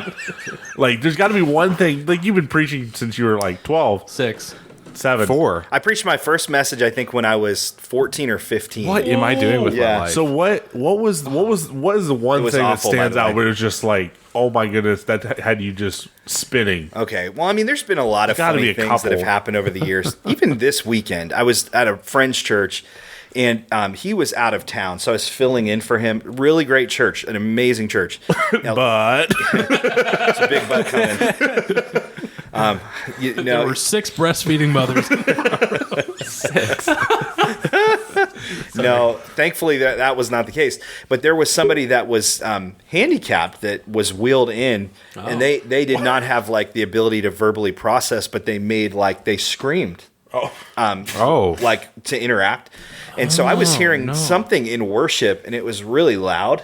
And I was like, I finally looked over and I noticed, because we have some people in our congregation that would have like a similar situation. Sure. But we have like a ministry called Pathway where they can, connect on their own level. And I got up to preach, and they were verbal the entire message. So like that was the second service, and I honestly just rolled with it and thought it was pretty awesome because like they could express on a certain level, but they could not form words. So like I was actually getting like real time feedback on like how the message was hitting somebody from them. But that was wild. Like, I had to just basically like shut it out the entire 30 minutes. But in front of a new congregation at that. Right. Yeah, exactly. Wow. But then I asked them, and they said, "Yeah, he's in here every week." And Okay. and it's an interesting situation because he was telling me the last church that they came from, they were asked not to come in the sanctuary because it was a distraction and it really hurt them. And so I actually understand why they were doing it. Mm-hmm. Sure. There's probably a lot of different ways you could look at it, but that was interesting to me. So I think for most of the congregation, they weren't even hearing him. Sure. You know what I mean? Like you just kind of get to a Yep. point where you don't even hear it. Yeah. We had that scenario in a church that we kind of, I guess, helped start in Honduras. It wasn't, there were friends of ours that really were the ones that started it. We were just kind of assisting with a school that was close by. But within that church, there was numerous times where there would be drunk people coming from the bar next door, and they would come in. And some of them were semi-drunk. Oh yeah, they'd waddle right in. They would come in, and they were yeah. quite rowdy, I guess is one way to put it. But it was trying to find the line. It's like, some of them were coherent enough. At what point do you let them in? At what point do you kick them out because they're just being a distraction? I mean, Right. that's the best place that they could physically be is in church. Obviously, if they started. Jordan, did it hurt your feelings when they asked you to leave?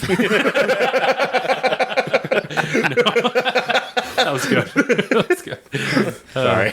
But no, that's very That's interesting. interesting. Yeah, I mean that's constantly what you're weighing out, right? Because it's like you don't want it to sound callous or corporate, but if there's someone in there and all of the attention goes to them the entire time and no one hears the message, Sure. we've defeated the purpose of the gathering. Yeah.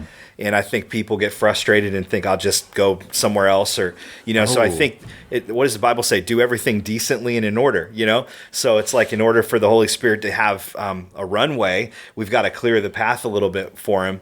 So yeah, if there's something that becomes like a pattern, I think there's nice ways you can redirect people. Sure. Because we've had that with. I mean, I love the fact that we have crying babies, for instance. Because that tells me that we're a church that has new people in it, and there's light. There's life in our church. But yeah, However, I'll just say not but in addition to that, This guy's smooth. Butter. I think there's an easy way to say, hey, like we have a room set up where he can, she can have super. I didn't mean that like in a like a gender loaded kind of way. He's thinking of a certain kid right now as he's talking. Who you are. It's legitimately happened thousands of times. And then the funny thing with kids, because it was our kids at one point. They can have a great week, and then they can have a week where they're just having a rough time. And it's not that they're a bad kid; they're just being a kid. Sure. So it's like if they're having one of those days, we actually put little cues like Chris is in our video announcements. And so we say we what do we say? Like if your child is still getting used to the kids area, and they're getting a little fussy, we just invite you to head out to the lobby until they can, You don't know. You don't want to know how many takes that took, though. By the way, like you don't. So, dude, it was smooth at the end. For people wondering, I don't know. I think I would have been going to BC probably about a year at the time that I was asked. There's what would you call the video? We just call them video announcements. Video announcements. Yeah, it happens after the worship, before. No, wait. Yeah, after the worship, before the message. So it's on the screen. There's a video there. There's someone kind of going through. If your kid's being a brat, please take them out back. I did kind of want to rewrite it a little bit, but so anyways, there's a video that comes up. Yeah, announcements. I don't know. I did it, but I can't even remember what all the announced. Just different things. Yeah, you're welcoming. It's more there for people that are newer. Yeah, sure, exactly. Yeah. So, but anyways, I get asked to be in this video, which first of all, I don't know why. But I get there, and whoever the videographer was, I forget his name, but he's such a nice probably my brother-in-law, Steve. He was the one that introduced me to my wife. Yeah, Steve. Oh, that was him? Shout out Steve. What in the world? He's married to my sister Michelle. I never put that connection together. Okay, very that makes interesting. sense. Very interesting. But he, bless his heart, had a lot of grace with me. But I have we record every week, so that's where my expertise come in. Not so much in anything, a camera being on me, none of that jazz. Hold it. Anyways, he puts a camera on me. By the way, the setup was pretty wild. Like it was pretty wild. Yeah, he does with all the lights, the back screen thing, teleprompter, he had a teleprompter. He did. Yeah, he'll use technically like whatever an app on an iPad, and it's like a little thing that reflects. So because the iPad would be the wrong facing direction, so it reverses it. Yeah. Okay. And then it scrolls at whatever pace you want it to. Nice. Yeah. I was literally just joking with that, but that's awesome. Yeah. He started off, I'm like, hey, whoa, Buster. Okay. Slow this thing down. Okay. He's got this thing set to like ×2 speed. I'm like, who do you think I am? It's very different from like a normal conversation. Then you just get in your head about it, huh? Oh, yeah. Yeah. Yeah. Like I'd get halfway. And the thing is, we had to do it in one take. For the most part, there was like one part where he would be able to cut it. I forget how it was. Yeah, because there's some B-roll, where you can hide some cuts, but we didn't want a bunch of jump cuts, so he's probably had certain points you had to make it to that, checkpoints. I think I know the part where you may have struggled. Oh, the part that was the most difficult was where you say for toddlers to teenagers with developmental disabilities. That's a single phrase mouthful. Right there. Oh, I scripted that. My goodness gracious! Oh, you did? Yeah. Thank you. Yeah. Screw you. That was. You're welcome. That right there. Respectfully. That right there. I mean, that right there is what Steve and I spent so much time on. Because we get to that part, and I'm like, for toddlers to teenagers, then it'd just be that over and over and over. The funny thing is, you said it fluently the first time, so now it's like a part of you. Yeah. You'll never say that wrong again. Yeah. And so, anyways, God bless him though. He's such a gracious human being. But I was in the church for a few hours, I think, before we got done. Oh, and that's very normal. If it's not a thing you do, I have to do like the intros and outros for like BCTV, which is like the TV show we have on, just like local TV. And I've been doing it for like almost my whole adult life now. So it becomes like second nature and you don't think about it. Sure. But when I first started doing it, it was like the most painstaking process to do it. So that is everybody. Welcome to the club. That is everybody's struggle at first. That was Steve's constant comfort to me. He's just like, hey, you should see some of the other people. He's like, I feel like you probably tell that to everybody. That's what he says to all the guys. Yeah. Yeah, I was going to say. But now he's like, man, at least you're not as bad as Chris was when he was in here. Chris is actually who he tells them about now. Yeah, I'm him, man. No, he told me you did good.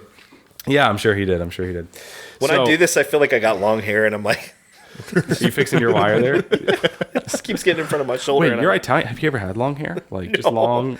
I think I would look, I'd be that creepy guy with long hair. Some people look good. Like Ty Dempsey looks like, oh my gosh, kind of like Fabio with it. It's glorious. You know? It's crazy. I think I would just look weird with that. Yeah. Nobody needs that in their life. I don't know. Something about the Italian. You rock a good beard, though. Hey, your beard game is strong. Thank you. This is a question my wife actually had. Oh, geez. So, because is this about submission to her husband? Or is this... yeah, let's definitely go into that. But no, actually, it was we were having this. I don't know if it was necessarily so much for my wife. It was just a joint question. Sure. Because we were talking about it. So, like, I've always pretty much had a beard. You have a very clean beard as well. Thank you. He grew it when he was like 15. Not super easy. Not super clean now. But we had a question. Yeah. How do you get the lines so straight? Yeah, so I get this question a lot. And right now, I would say it's kind of scraggly, and I got to clean it up a little bit. Okay, well, I just want to say this yet before you go into that. Yeah. We had the great honor of having you as the officiant for our wedding. Yeah. And so there was a period in time where I just stood there and gazed at your face. Not in a... like his bride-to-be was right in front of him. Right. Just walking down the aisle. Just looking at my face while she reads her vows. Right. Joe's beard is so clean. And that's literally what went through my mind like 30 times. That is Those hilarious. vows All are of that beautiful. to say, we both talked about it later. Like the line. She was looking at Joe's beard too. I think for a girl, it is tough for them to match because they don't have to deal with, like, they've never had anything to compare it to. Yeah. Yeah, so the easy answer is, I wish it was more complicated than this. I just take my Mach 3 razor, and I just find the line, and I just shave up a little bit at a time, and I just find my, like, symmetry, and sometimes it gets off and it looks funny, but, like, yeah, that's all I do. Wow. And I've just been doing it. I've been shaving since I was 11. Wow, nice. You know, because I'm Italian. Randall just started 2 weeks ago. Randall's got a mean-looking stash. We need to get a close-up of that for Instagram, I think. I don't think we do. Thank you. Our listeners just don't drawing it out deserve for that. months now. Are you gonna see it out for the long haul? I don't know. It's honestly up for grabs. How long the stash will last? The real question is, how does your wife feel about it? She at one point she was a big fan. Now it's kind of like She's not submissive. yeah. She's supportive in everything I do. She just would rather I do other things at some points. You know. Fair enough. That's great.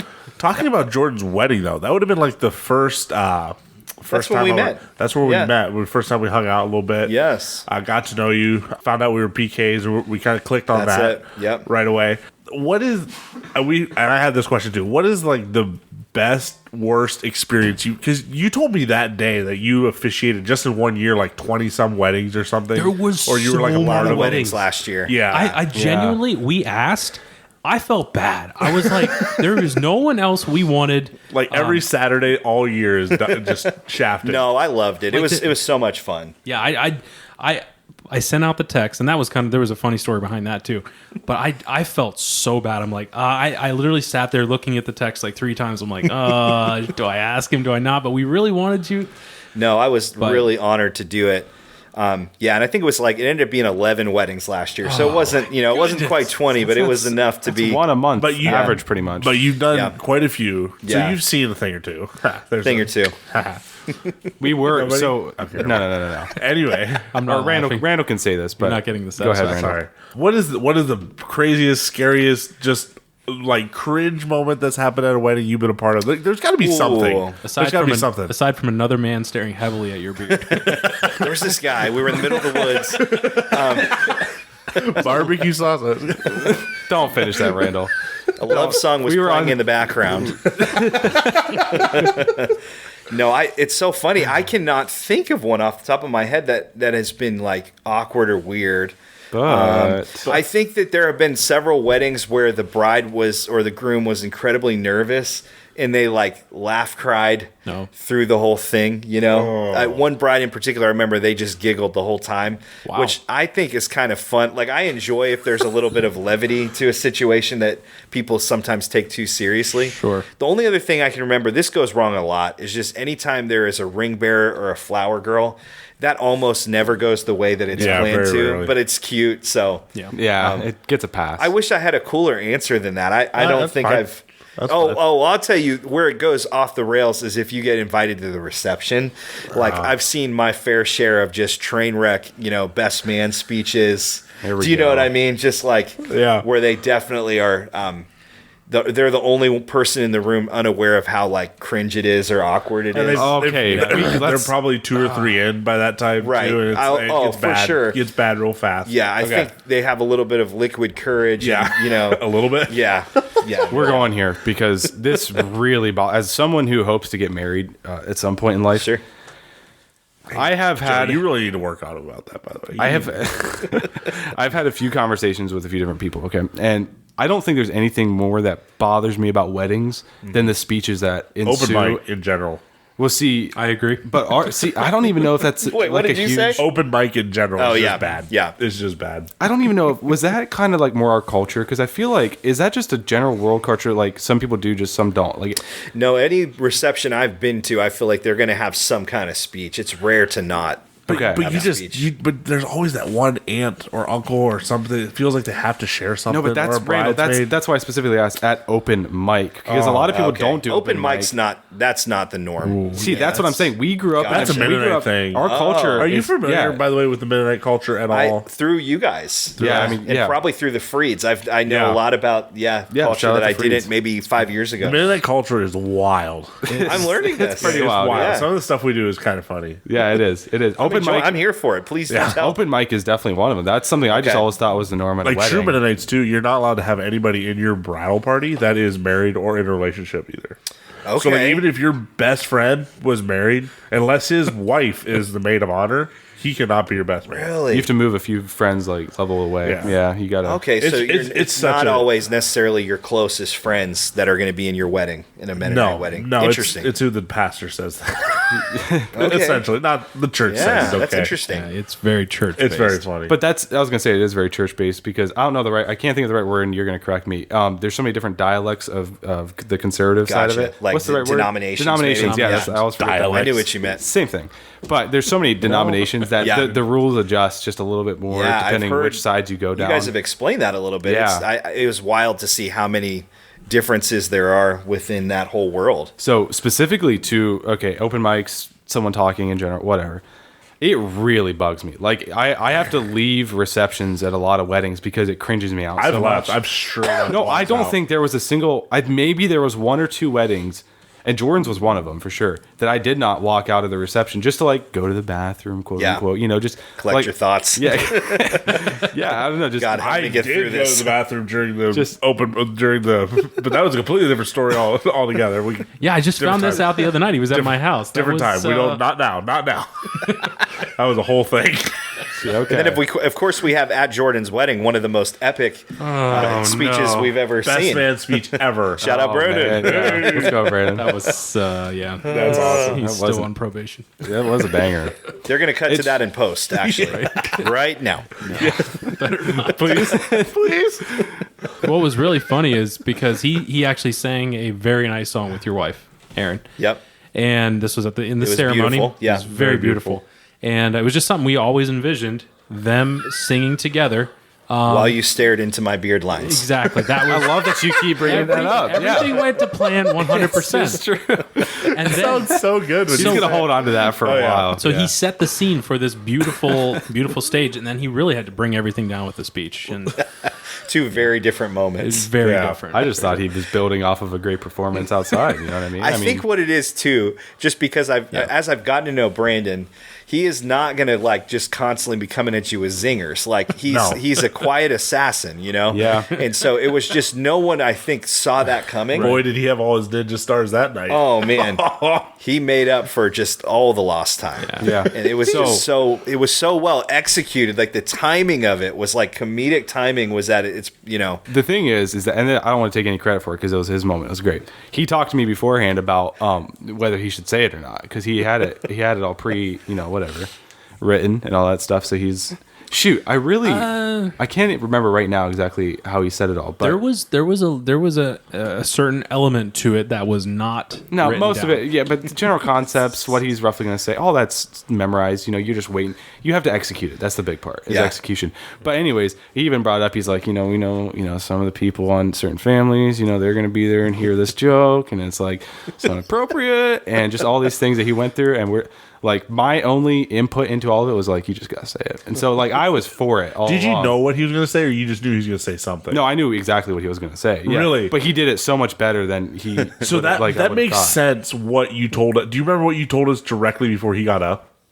You're gonna have to remind me. So this is something I just told Jordan the other night. Joe, you probably don't know this, but Chris, it was so weird because Chris, like, Brandon got up and it's like Chris, me, and I'm like kind of in the middle of all the guys.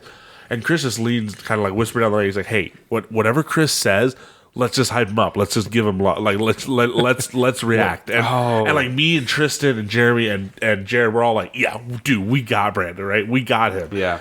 And then he just drops a nuke, and we're already like on the edge, like we're gonna give it our best cheer ever. And then he drops this, and the place erupts, and we're like.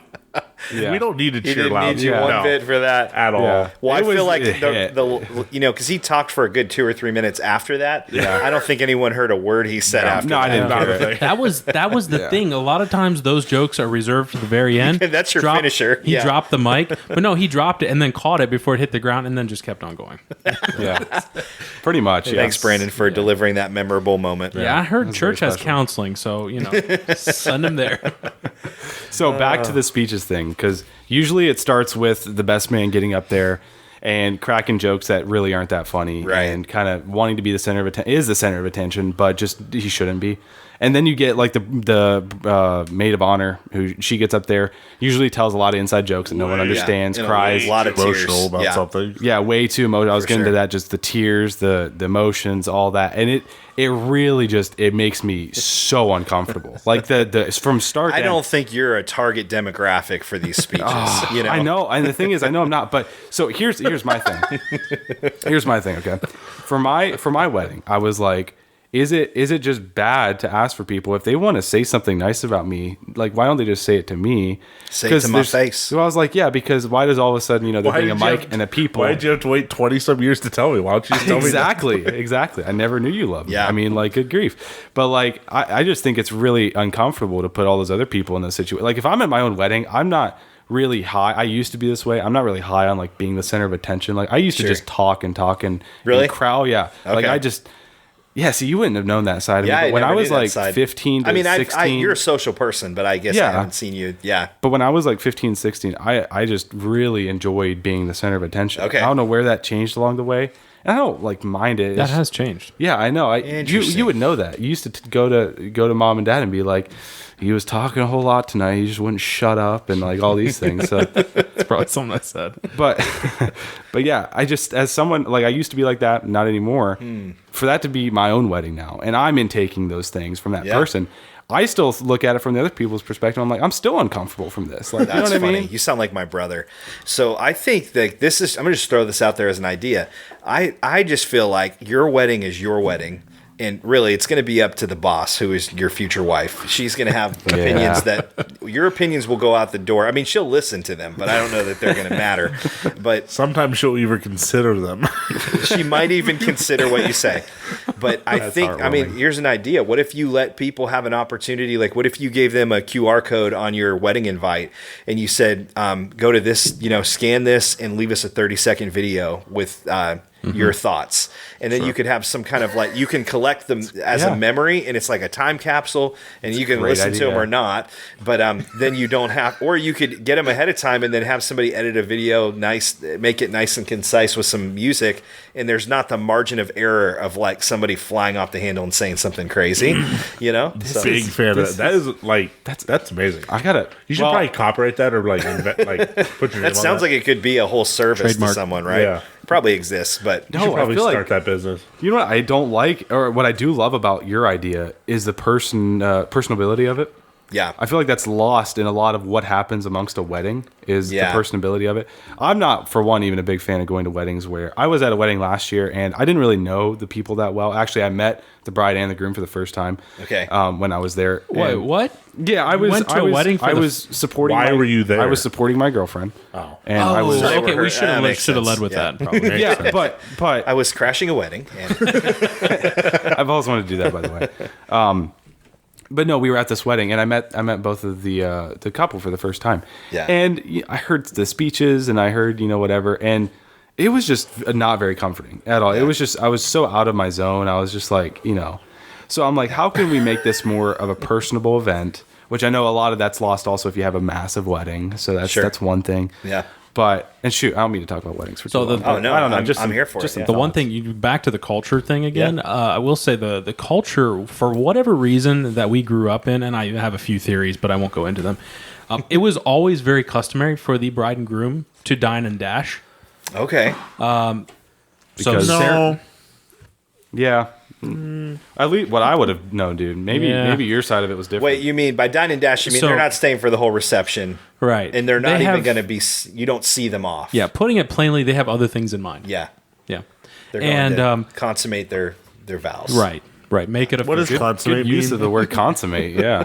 Wow. Joe's so uncomfortable. I think you know, Randall. Oh no, this doesn't make me uncomfortable. It takes a whole lot more than that to make me uncomfortable. Okay. Duly noted.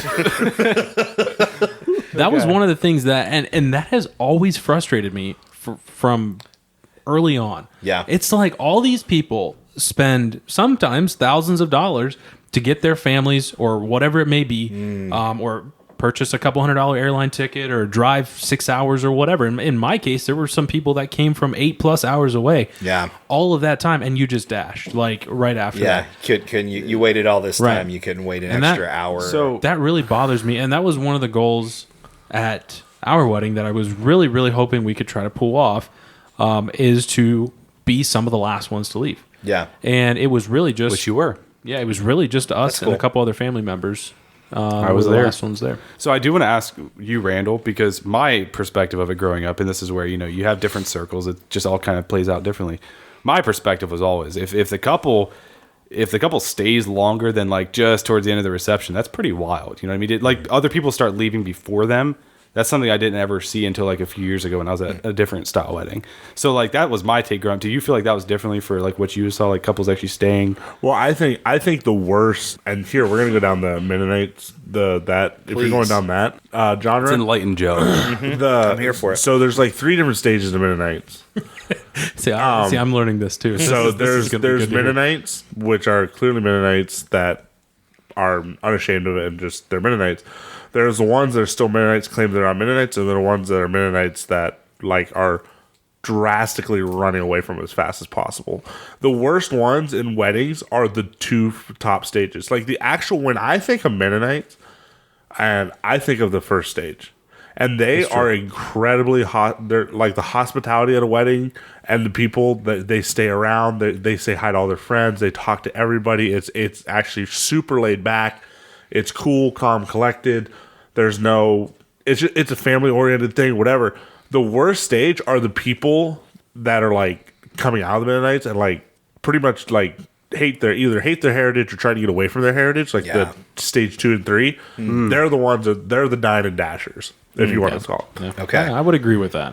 Yeah, and imagine the tension could be, thick because there's some obviously some reasons they're leaving the Mennonite culture. So then a wedding tends to bring some of those differences. You have to all the surface, families, all the church friends, everything. Yep. Oh yeah. There's a lot of similarities, honestly, to some of the things I grew up in. It's that way. Yeah. But you do know the difference between Mennonite and Amish, Joe, right? You do know that. The only reason I do is because of these guys, and I think Jerry explained it to me a little bit too, because he grew up Amish. Yeah, bro, that actually pisses me off. Yeah, no, people will come in and then they'll say something and they're like, well, aren't you guys Amish? And I'm like, some would consider me Mennonite, but I'm sure as heck ain't Amish. And either you're either Amish or Mennonite Amish. It's all the same, and there is such a big difference. It's ridiculous. Well, there's such a big difference in Mennonites just themselves. It torques me off. There's so bad. much difference between us and Amish. So growing up in part of that culture for I drive a car. section of my life, I drive a freaking vehicle. Yeah. I have rubber. The beard. Yeah. I've been around that for a greater part of my life, and I still don't understand it. There is so many things. Wild. That, and I think a lot of it comes back to religion and different church beliefs and stuff. But even within certain communities, the change from one church to the next within the same quote denomination is unbelievable. Wow. It's I actually wasn't even aware of Mennonite, that phrase, growing up. I just only knew Amish. So it opened up, it expanded a whole other world for me to even hear that. But to be honest, from my understanding, they were never connected per se. Depends how far back you go.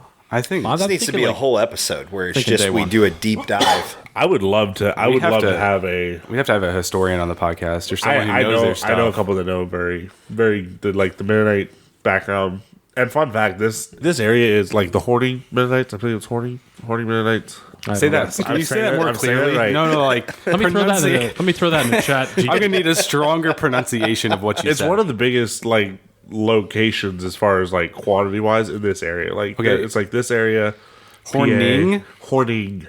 Horning in on something. Okay. Yeah. Not the thing that Solomon was. Joe's just giggling. Sorry. No, but there's so many different genres and that's why I'm I don't get offended, but I love when people just throw all of Amish Mennonite in a box and then just throw it away. Right. I find it annoys me, but also I just find humor out of it because So I don't think you can find it too offensive because we do that with so many things. I think we do that with all of Christianity. Yeah, you hear this and that, and it's just a lump it, and then people who aren't Christians, they just lump Christians all into the same box. You know what I mean? Yeah. So Joe and I, or anything religious for that matter. You and I have had this conversation before because isn't it the same within the Catholic realm? Mm-hmm. There are a lot of different Yeah, that's good. Ooh. See, I guess types of Catholic, maybe. Yeah. Is that is that one way to put it? I think so. Or even just denomination. I don't know how many denominations there are within the Christian faith, but I think there are thousands. If you actually looked into it, absolutely. And then I think there's distinctions between some people would say label a church like ours Pentecostal, and I would shy away from that. Wait, they would label your church Pentecostal? Yeah. Are you serious? Yeah, some. Bro. That's like you getting called Amish. That is. Right. Yeah. Does it annoy you just a little bit? A little bit. Well, not even just annoy me. It would more concern me because there's certain Joe's whoa. There's certain connotations that come with Pentecostal, people think snake handling or that's crazy. Some of those kind of things. So I would call us charismatic or evangelical would be what I would say. Yeah. I'd say we're charismatics with our seatbelts on is what I usually say. Yeah, that's a good one. So, love that. Yeah. Yep. So you would consider yourself non-denominational? Then? We're non-denom. Non-denom. Always have been. Yeah. Good deal. Inner non-denom? I never throw the inner in there, but that sounds cool. I know so little about denominations in general that I don't know. It's just not anything I've ever familiarized myself with too much. I know what defines a Christian. Yeah. You know what I mean? Yeah, that's what I would like. This would be so corny, but the funniest part about everything we all talk about, in all the denominations, that if we believe that Jesus Christ died on the cross for our sins, we'll all end up in the same place one day. Yes. No matter how we go about it. I agree. I think that's like the closed-handed Except stuff.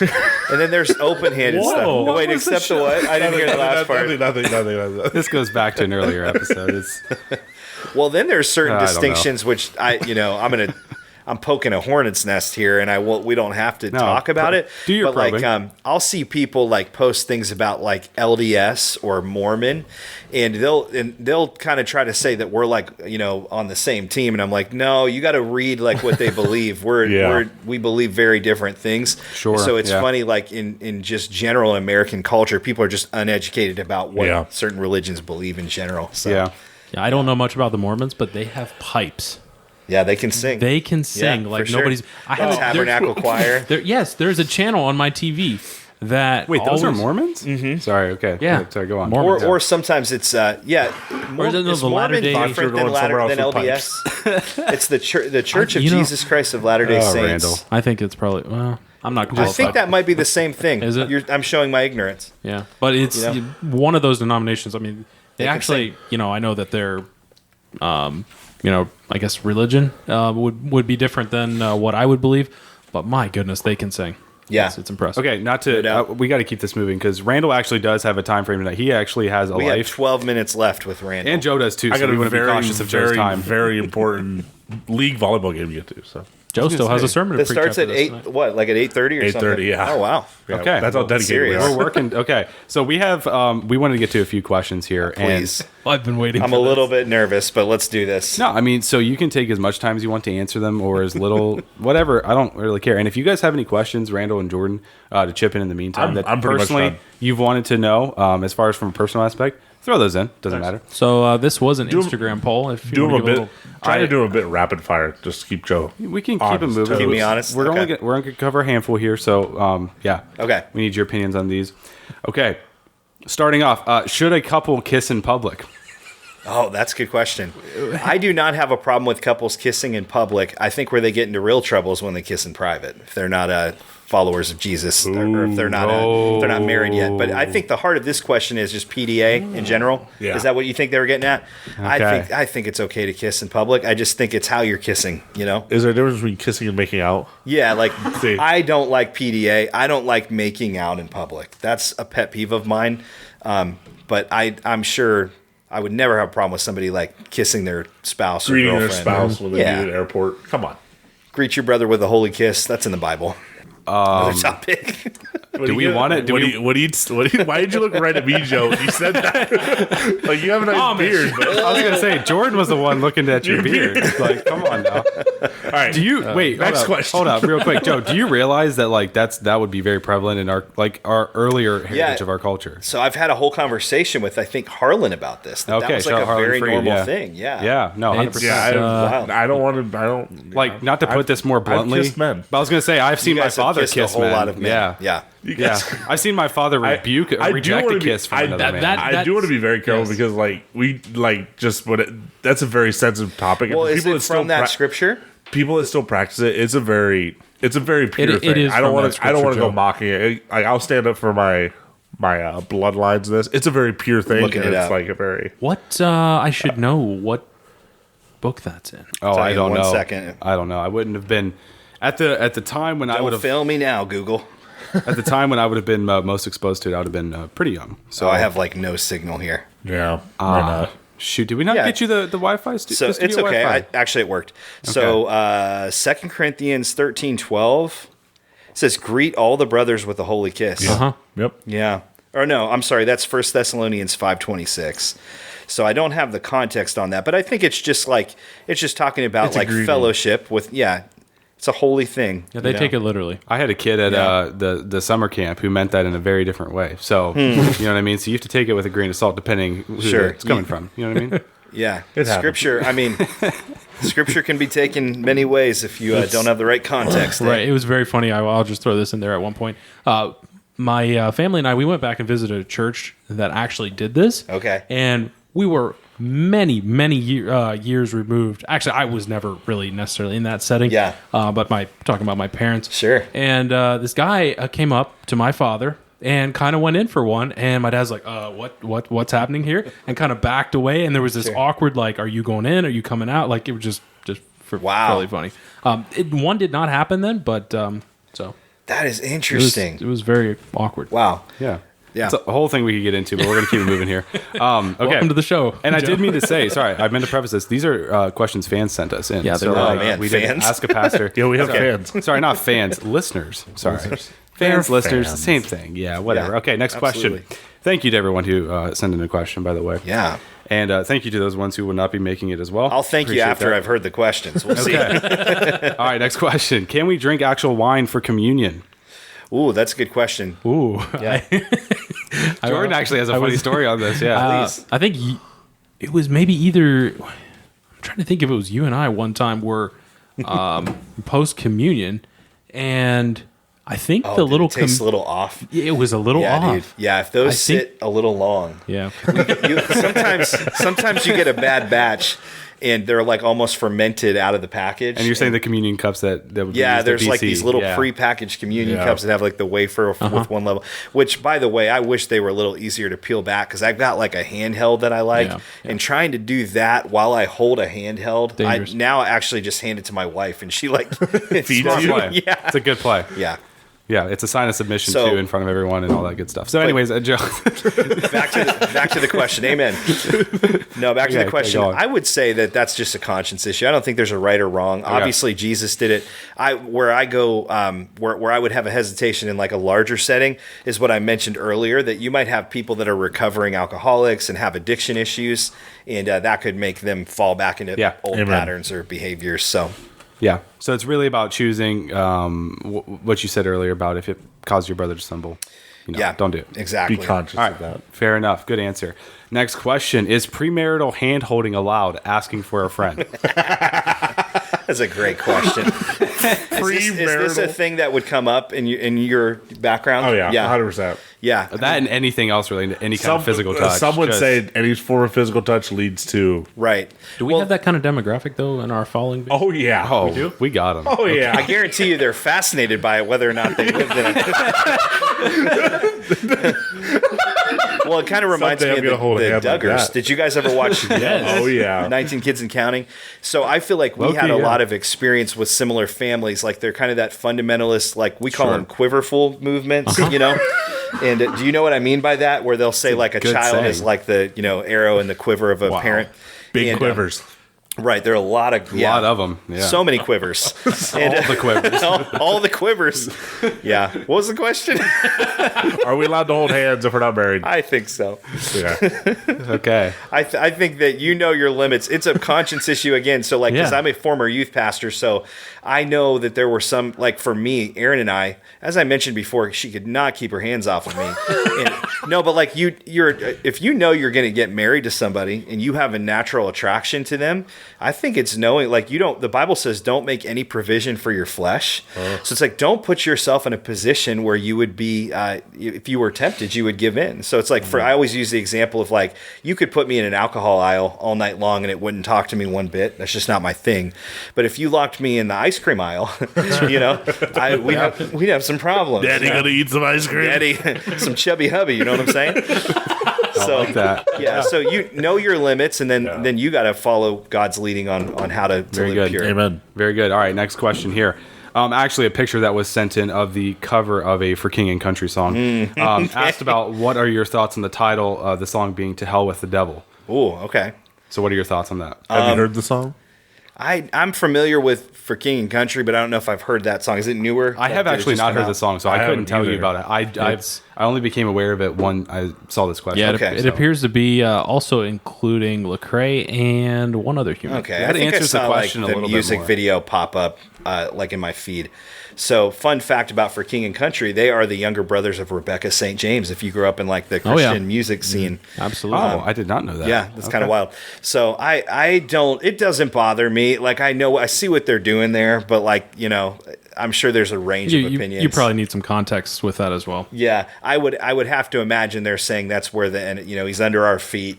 you Yeah, yeah. Send it But back where he also, came from. is a very click-worthy title too. It's gonna get some clicks. That's a good way to put it. Yeah, yeah. I'm not it's saying that's why they did it. I'm also, Right. but it's not gonna hurt their What is your quick takes? Because we don't need to get into this. That's a whole other thing. On cussing. We can talk about that too. What are your favorite cuss words? All right, let's just.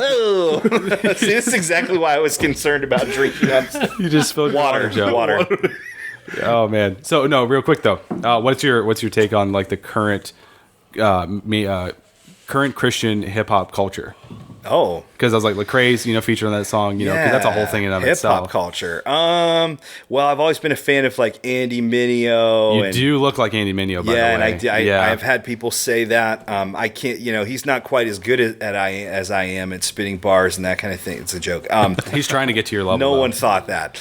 But I don't have any problem with it. Okay, so here's one like little pet peeve would be just anytime it sounds just like hip hop in like the world where it's like braggadocious and it's like about stacks on stacks and what I'm driving and I just feel like that doesn't feel like it glorifies God. Yeah. I'm like I also don't believe that that's genuine, like that you're really living that life. So but then I think like there's a lot of like I really like KB. He was at Passion. I was like, okay, I liked the content. We're gonna get him on the podcast sometime. Yeah. What do you guys think? Yeah.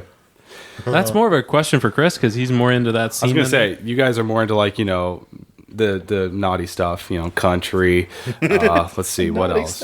Rock. You know what I mean? Sheesh! Don't get these guys started using those electric guitars. So my only take was I'm fairly cautious about what I listen to for the most part. I get a little bit weary when I see like how close the lines are being drawn from holiness to like ratchetness, because that's a big thing. Because you got people that are, I don't really care how you grew up. Yeah. It's still about how you communicate your message. And so when you use excuses as your means to get to a certain culture or demographic of people, even if it's done in the wrong way, it still bothers me. You know what I mean? Because it's like what you said. Dang, I can't remember what you said, but it's something you said earlier in the podcast that I agree with. That fits to what we're talking about now. Like if anything can cause someone to stumble. Is that what you're talking about? Well, kind of. There was something earlier that you referenced that I was thinking of, but it bothers me a lot how close we're like the culture is trying to get to the world without being in the world, and I'm just like, why are we trying to even draw a close line to that? Because we should be living lives that are clear from that. Here, so like I'll add on with the statement, and I want to hear Randall's final words because he's got to go. I do got to go. Yeah, you can. Randall, it's been nice hanging with you. Yeah, to be continued. Randall's got some crazy other things. You have to a final word on this before you hit the road? Not really, but I want to hear what you have. No, to say. I was just gonna say. You ever heard the phrase that you can be so heavenly minded that you're no earthly good? I think you can be so earthly minded that you're no heavenly good too. There's a balance. There's a balance, Yeah, and so it's like, all right, I want to. If we're trying to build a bridge to people, our church always says we build bridges, not barriers. But you can build a bridge that leads people to absolutely nowhere. So a bridge only works if it's connected on both sides. I want to connect with the world, but I want to connect them back to Jesus. Yeah. And I know a lot of people that build a bridge to the world with no intention of getting them back to Jesus. So it's like, what's your end game there? And then are you compromising your convictions along the way? Yeah. Very good. Very good. So love that. Good answer to that question. Randall? Feels weird just bowing out like this. I don't know. I feel like I'm going to miss the party. Yeah, I mean, can't you tell your team that you're doing something more important? See, no, I'm just kidding. I'm just kidding. Go do. I made a commitment. I have a feeling first. that the team's not going to do as well without Randall involved. They'd probably be actually just fine. They'd be just fine. And he did preface multiple times saying he has a deadline. So honor that. Fair. We'll forgive you just this once. Hey, Joe. Yeah, this was pleasure fun having you on. Thank you. Have a good time, boys. Absolutely. See you, bro. We'll see you in the soon. finale. Take care. Ball out tonight, by the way. Go kill it. One of the things that was on my list of things to ask you or just bring up, I believe with your amazing physical features, do you get mistaken in an airport at times? I think for maybe like a more an Arabic persuasion. I wanted to hear you say. Yeah, for sure. Like I think I am. I get randomly selected, quote unquote, a lot. This guy said like well-dressed black people smell really good, but he was scared to say that you were Arab. Well, I wasn't sure which way to go. Well, so here's the funny thing. Okay. Like when my dad did Ancestry, I still need to do 23andMe or Ancestry.com. Absolutely. He I think had 20-some% Persian. Oh, so, wow. and that's kind of the reality is like Italy was attacked so much over the centuries that I don't think there's very few people that would be like pure 100% Italian, So I think I probably have a similar, there's probably a good 15-20% of my genetic makeup that is, that would be Mediterranean. Sure. So, but for sure, like if I wear like, if I wear like a winter cap or something, it's over. Forget about it. You kind of feed that too, don't you? A little bit. Yeah, maybe. Yeah, for sure. That's crazy. Yeah, that's funny. Okay, moving on though. We'll say Arabs and like Arabs are some of the nicest people. Oh, 1,000% ever met. They also they have crazy, some of my favorite food. Like if I could eat at Aladdin's in Boardman like a couple times a week, I would do that easy. I've never been there. Oh, do you it's recommend so it? good. Okay. Yeah, I need to absolutely. go there. Some of the best food. Yeah, good to know. Okay, moving on. Next question here. Best part about being a pastor? I know that's a loaded question, but I don't have to think hard about that. It is the best part. So it's like you get the wet with the water. You're constantly helping people with problems, but you're constantly helping people with problems, And so like it's super cool and fulfilling to be able to be like a catalyst in someone's life spiritually to watch them grow. Sure. That's so cool to watch somebody come in.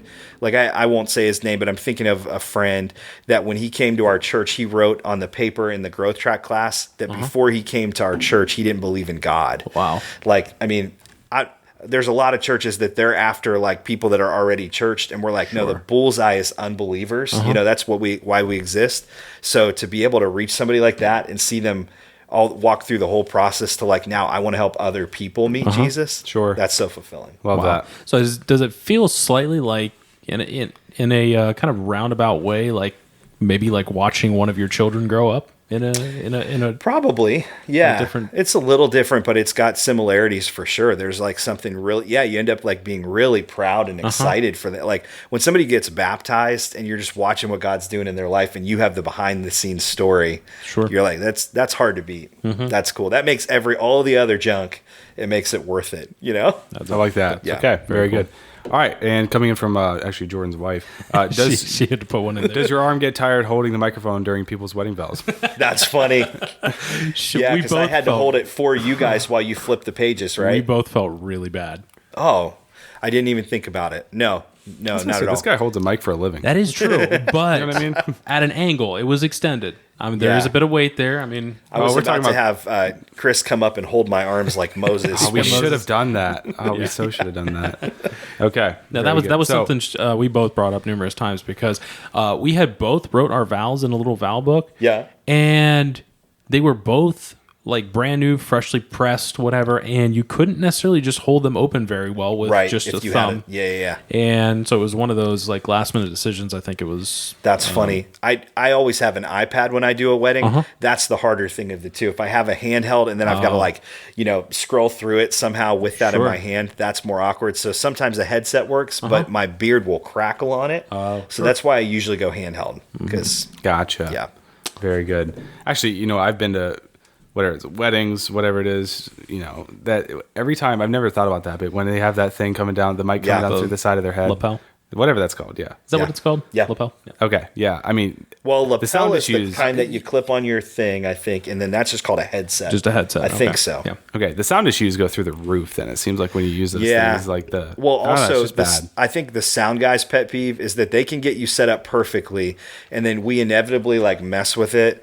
And then like all their work gets undone and it's a horrible sound. And then you can't like interrupt a wedding to stop it. Yeah, sure. So, yeah. Sound issues seem to be a massive thing at a lot of weddings. Okay. No doubt. Moving on to the next question here. How uninvolved/involved do you think Christians should be in politics? Ooh, that's good. I think they should be super involved, So like, yeah. So I just think it's all in how you do it because I think if we're called to be salt and light, I don't think Jesus would say be the salt of the earth and the light of the earth, but then don't go into this realm that has probably one of the biggest impacts on our country in countries around the world. I think he would want us to infiltrate every part of culture, and and to let that, let that that seed of the gospel start to grow and water it everywhere you go. Mm-hmm. You Love know, that. there's like a whole thing that people preach called the 7 mountain mandate, you know, and there's different mountains. They would say like the mountain of media or the mountain of the political realm or education and arts. And they would say like the mandate is we want to populate all of those different mountains. Mm-hmm. And that teaching comes with things that are controversial. But I think the one thing they get right is Jesus, like he wants us to occupy all streets of culture, you know, and do what we're called to do. Go into all there you go. That'll preach. How is that's usually taken at literally a geographical stance, but that means way more than just your physical location. For sure. How was this question phrased again?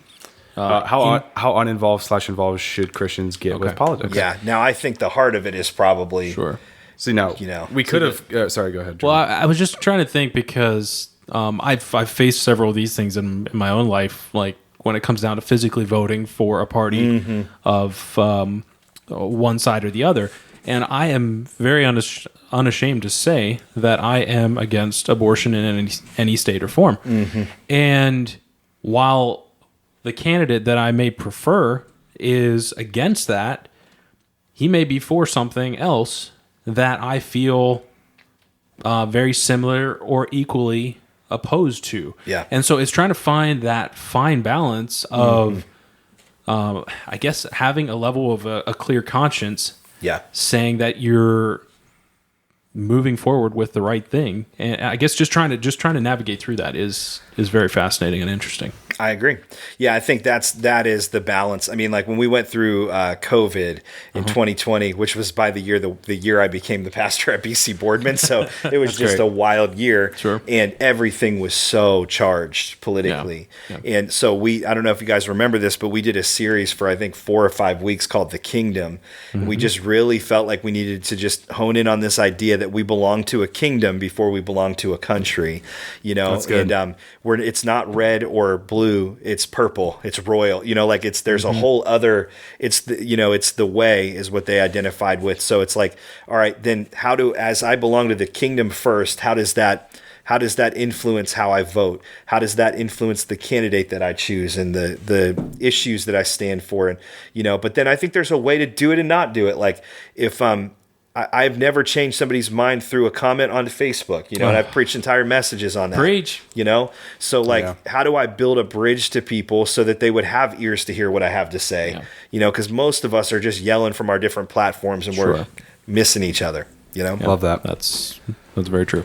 Yeah, very good. Well, I would love to stay on that, but we can keep this moving here in a bit. Actually, real quick on that, what would you say to Christians who don't vote, taking the stance of they're of the kingdom, not of this world? Oh, that they just abstain from voting. That they just abstain. Yeah, I mean... Because I will say, I was going to tie this in. From our cultural standpoint, from our background, voting is not a big thing. Yeah. You don't vote. You don't get involved with what the world has to offer because we are not of this world. Sure. So that's kind of the teaching point that you're taught. I think there's that verse, too, about the separation between church and state. You talk about confusing. I've never understood that on any kind of levels, really. Yeah, I'd love to see that verse. I'm trying to remember what it would be. Pull it up, producer. Am I because thinking that, or is that actually a political? No, you maybe it's in there. I can't remember it offhand. But I'm not the best when it comes to Bible memorization as far as the location of things. But what would be your thoughts on that for people who just abstain completely? To abstain? Well, I would advise against it. If you have the ability, like let's say there is a candidate that is like, all right, I am, I'm pro-life and I'm going to fight for. To overturn Roe v. Wade, which we saw happen in the last couple of years, which is pretty awesome. And I had the ability to vote to impact that. I think like if some responsibility is like, it's my response to a given ability. It's like I have the ability to do something. What am I going to do with it? So sure. I don't say that to guilt somebody that would abstain. I would just probably personally, in my own conscience, if I had the ability to affect an outcome, I'd do my part to make that happen. Okay. Sure. That's not thus saith the Lord. That's just an opinion. That's a personal conviction. Okay. You know what I mean? Yeah. Sure.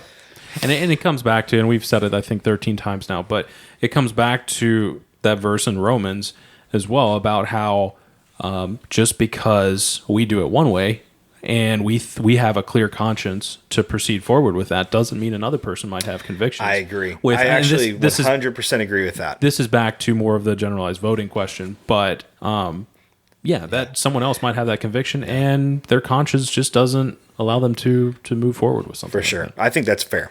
I agree with that. Very interesting. That's a topic you could take 3 hours to talk about. So I think people understand we are scratching the surface on that. And we could go a whole lot of directions with that. For sure.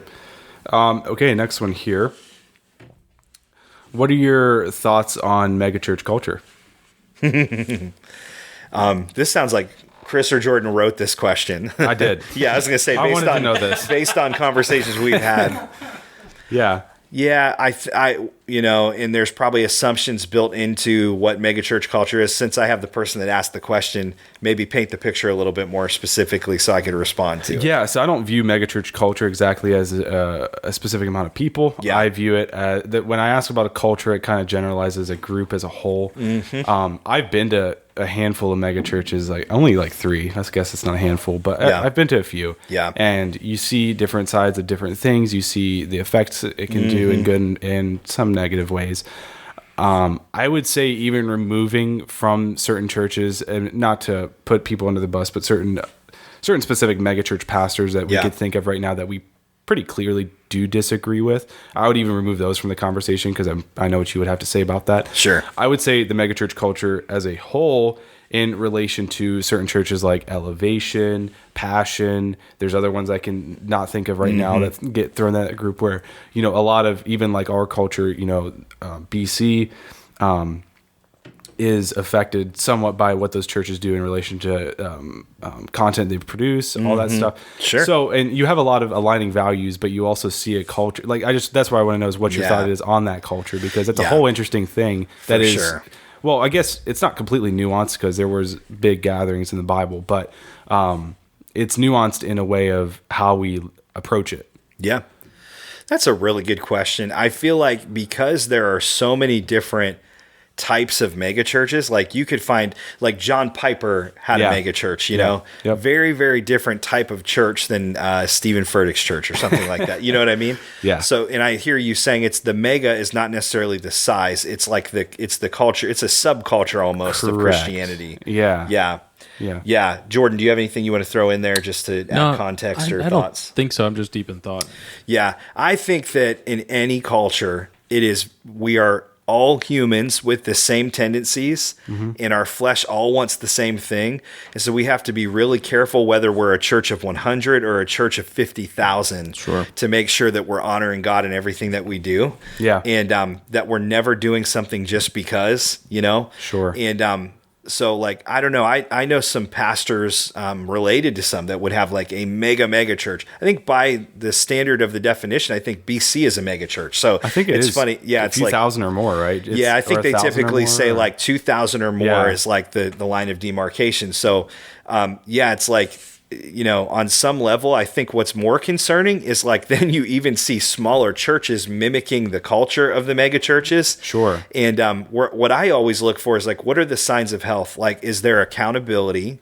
Can someone tell the pastor no? You know, like that's a big deal for us. It's like my dad couldn't just fly off and make a decision financially. There's a certain water line, you know, where it's like if it's below the water line, you know, he's not going to be able to just like change the budget in a given year. He doesn't decide his salary, you know, like just things that hold him accountable. There are people that morality wise can say, you know, are you honoring and respecting your wife? Are you alone with women you shouldn't be? You know, like there's checks and balances built into the system. And my dad oversaw a whole what would you call it, like a pastors association for 15 years, and it was the Heartland region. So it was Ohio, Michigan, Indiana, and I think parts of Kentucky maybe, and in Pennsylvania. And so he would talk with churches, pastors of all sizes, and there were some really healthy ones, and there were some where he's like, man, they are not healthy at all. And it had very little to do with size and way more to do with the heart of the pastor. Wow. You know what I mean? So I don't know if that helps. I think a whole other conversation that is like, we could do a whole podcast on this, is just like worship culture, you know, and like, and I think it goes hand in hand with celebrity culture. So I think I would make a distinction between megachurch culture and like where I see it go awry a lot of times is celebrity culture. So it's like where you elevate the pastor to like he has a different kind of status within Christianity. Yeah. And then in worship culture, this is not a pretty term, but I say it with all the conviction in my heart. I call it worship porn. You know how like porn, you know it when you see it. It's like you can't always put your finger on it, but you're like, that's pornographic. There's like this, I think, if we're not careful, it's almost just like this image we aspire to have, and it has very much to do with optics and what we project on social media, and then it's like it can be very distracting from the mission of what worship exists and why a church exists. Sure. Yeah. So I think we just have to be constantly searching. You know, it's like I have to pray this often. God, would you just like search my heart, and if there's anything that doesn't please you, would you please reveal that to me? You know, and then we have to have some people in our life that can say, hey, like you're reading your own press a little bit here, you know, and and I've never had to deal with celebrity or anything like that, but You are on TV. Local niche celebrity. My hey, what's up, buddy? Thank you, Brandon. Thanks. I made a boo-boo and spilled my water over there too. So we're talking church culture right now. So Yeah. the one and only Brandon Martin just walked in. Join us. Are you guys live? Yeah, we're live. You're about to make your debut into the show. Yeah. It's also not. Has he never been on the show? He's never been on the show. No way. I feel double honored. Yeah, pull it back around. Okay. Right here. Yep, that's Awesome. it. Pull your windscreen right up to the mic. Okay. Yeah. Does he look like he's done this before? I can't hear anything. Randall probably turned the headphones off when he okay. left. So yeah, you're gonna have to turn those back on. This is great. Yeah. Did you have any more questions? Q&A right now, but we can do a pivot. There was just a few more, but I think we can call it there. We can probably move Oh, on. there it is. I did have I know. How do you turn me up in the headphones? Okay, welcome great. Brandon to the is show. cool. Let's go. What's up, guys? Keyboardist extraordinaire. Come on now. He doesn't need an intro. Oh shoot. Yeah. I did want to pivot to something maybe a little bit more light. Any like hobbies or anything you have? I know didn't sound like gardening was necessarily one of them. That is not a hobby. Okay, I'll tell you I don't even have to think about this. Okay. My number one hobby has always been and will probably always be basketball. I love playing basketball. Yeah, and he's I scared to take try me in to a one-on-one. play Chris. That's such he never ever Almost on a attempted to play weekly me. basis. I'm and glad you brought this up because this guy has been borderline lying through his teeth ever since That I've is known true. him. I've definitely spoken some lies in love, loving lies. Let's do a 1st to 10 Rabbit Trails live. Look, no, here's what I'm saying, okay? It started back when I tore my Achilles, okay? And this guy came through like, oh, well, yeah, I could beat you in a 1v1 right now. I'm like, yeah, no crap you could. I'm in a freaking boot, okay? I'd hope you could beat me in a one-on-one. He's telling the truth. That's exactly when I started chirping. Ever since then, the boot came off, and I've been playing, and we just haven't. I think it's more we just haven't gotten around to it. It's not. No, that I would gladly hoop anytime. I don't want to do. I'm too old for the let's run full court. Sure. No, that's awful. Kill myself. Gasping for air, but I'm a pretty low key one-on-one player. You know what I Yeah. mean? Like it's not just about trying to lock the other person down. You just have a good time and hoop sure. a little bit. And So that's a number one hobby. then, yeah, basketball. and close behind that is NBA 2K. I was so just like gonna me and say, Joey, yeah. that's our thing. I'll play. Yeah, I remember you winning me in that. beating. yeah. Which that's not saying much because I mean I'm not a 2K guy. So think no, you were But holding your own. but you were. closer Thank to you. Brandon, just so you know. Brandon, you could take the mic, just swing it back around. No, just the whole stand. Just keep Don't going. listen to them. Are they messing with you right now? No, just Oh, I thought you were not. telling him No, to we're swing the not. mic away from his mouth. Bro, I no, don't maybe know. that too. Brandon, just take the whole stand and go all the way back to the desk. Okay. No, other way. We were talking about you and the things that you said at Jordan's wedding, the best man speech. Yeah. We were just saying that was the greatest best man speech I've ever personally witnessed. So Hilarious. I honestly can't believe I said that. Thinking back, because I'm not that kind of guy. Did you say That's what what Joe it said. was? Joe said, you it was picked your just poison with that. yeah, it was the last person I would have expected Yeah. to say it, which I think made it all the funnier. Yeah. I don't think anyone heard anything you said for the next 3 minutes after that, but it was so good. Yeah, that Bible verse meant nothing to anyone else. Because I ended you it with said a Bible Yeah, verse? because I ended it with Yeah, I would have no I idea. didn't remember the Bible verse either. honestly, I forget it myself. Yeah, that's He actually shared the gospel after that, but Yeah. no one heard it. yeah, that's funny. Maybe a little self preaching there would have worked too. Yeah. But, Did anybody raise their hand? I see that hand. We'll get you a buzz. Yeah. No, that's good though. Wow. Well, we're getting close to wrapping this thing up, so you kind of join us at the end. I'll let you guys Do go. you have any other words you want to say? You can feel free to say anything. I don't think so. What's your greatest, just in a quick moment, what's your greatest Pastor Joe moment? Oh man, that's a good question. I probably put him through a lot of moments. I don't know if he has any greatest moments. You're saying like funny ones or? Yeah, just in general, Anything? good or funny. Let's bad, go funny. whatever. I'm trying to think. Of course, you would put me on the spot here. That's a tough question. All right, Joe. What's your favorite Brandon moment then, as well? Cool. Not that I don't have any. I'm just kind of blanking. I think right where now. Brandon is clutch. He's a great singer, which so is Chris. I think whenever he is involved in planning a worship set, if I'm ever doing an altar call, for instance, like on maybe a big weekend like Christmas or Easter, Brandon is very good. He's kind of a master at giving a bed for that to breathe on, so he's tickling those ivories. That's a good analogy. And it's just enough. It's not too little or too much, which is, I think, an art that a lot of a lot of players don't have. I'm a very baseline passable keyboard player that can play whole chords and stuff. So I game recognizes game, and it's like I'm here and he's there. You know what I mean? Yeah. So yeah, I appreciate that, man. Absolutely. That's definitely a goal. No, notice how he thought amazing. of something for you really quickly. I know. And you're still trying to your brains are churning over there. No, you guys are horrible to 100%. each other. I mean, it's not like you got I'll a say degree in that communication, so I mean, come on. So this is not really anything specific, but I feel like you are a pastor, so it kind of makes sense. But you just have such a good pastoral heart. That is true. Thank you. I can't even count the times that I've been encouraged by something you said to me, or I know that's really vague, but or just even been there to listen. yeah, 100%. It's just that pastoral, because not everyone has that gift or has that calling. Yeah. So Dude, it's that really means a cool to lot. see Appreciate someone it. that's living in that. So yeah. Good word. Thank you. Means a lot. Yeah, right on. All right, Brandon Martin, everybody. Yeah, I'll talk to you guys later. Thanks for joining us. Yeah. This has been great, guys. Yeah, dude, it's been an honor having you on for real. Seriously, it's been so fun. We've been going at it, huh? I was going to say, if it wasn't the fact that we are past time, and I want to be respectful of you. I know you got a family and all that good stuff, so we want to make sure. How do we get end home. this? What do you do? What's your favorite pasta dish? Let's end it that way. Ooh, Yeah. okay. Cavatelli. There we go. Cavatelli. Could you explain that for?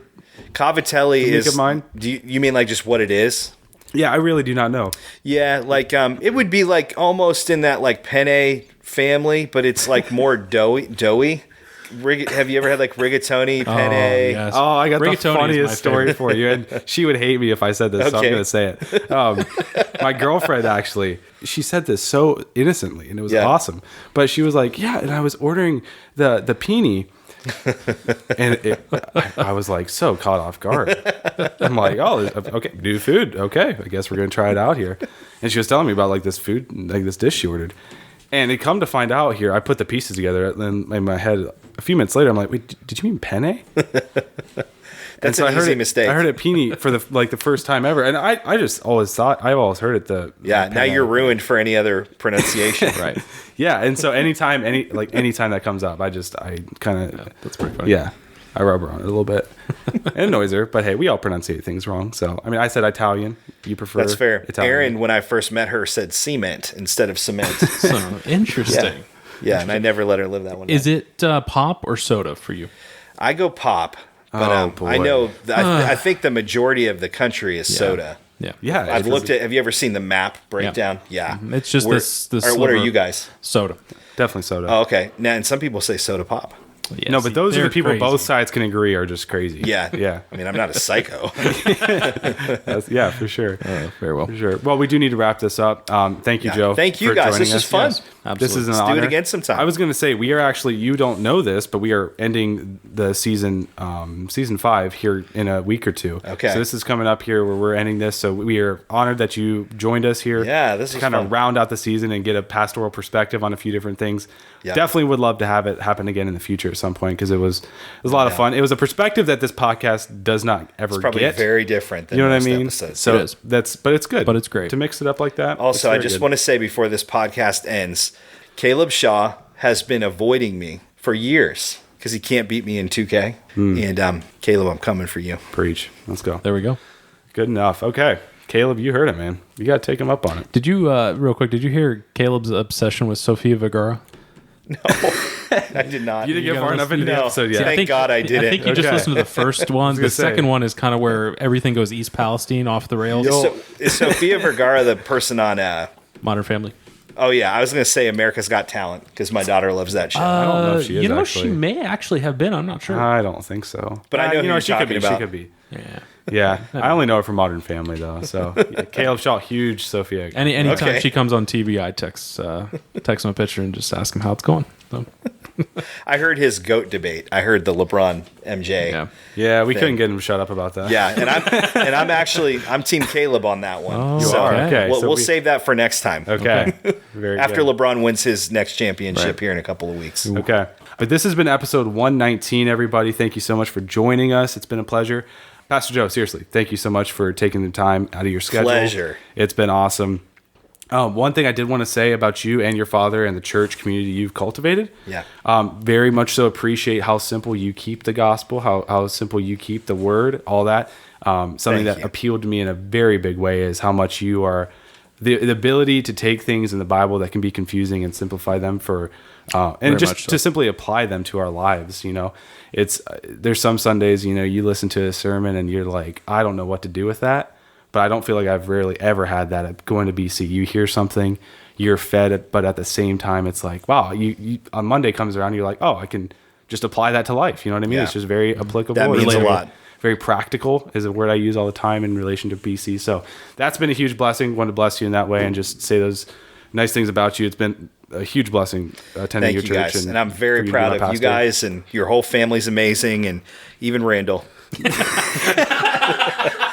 I love Randall. Let's burn. I haven't known him long enough to make these jokes, but I really love Randall. That's awesome. Yeah. We miss you already, Randall. All right. Well, take care, everyone. We'll be back here next week for episode 120. Until then, have a good week, and we'll see you later. Goodbye, friends. See ya.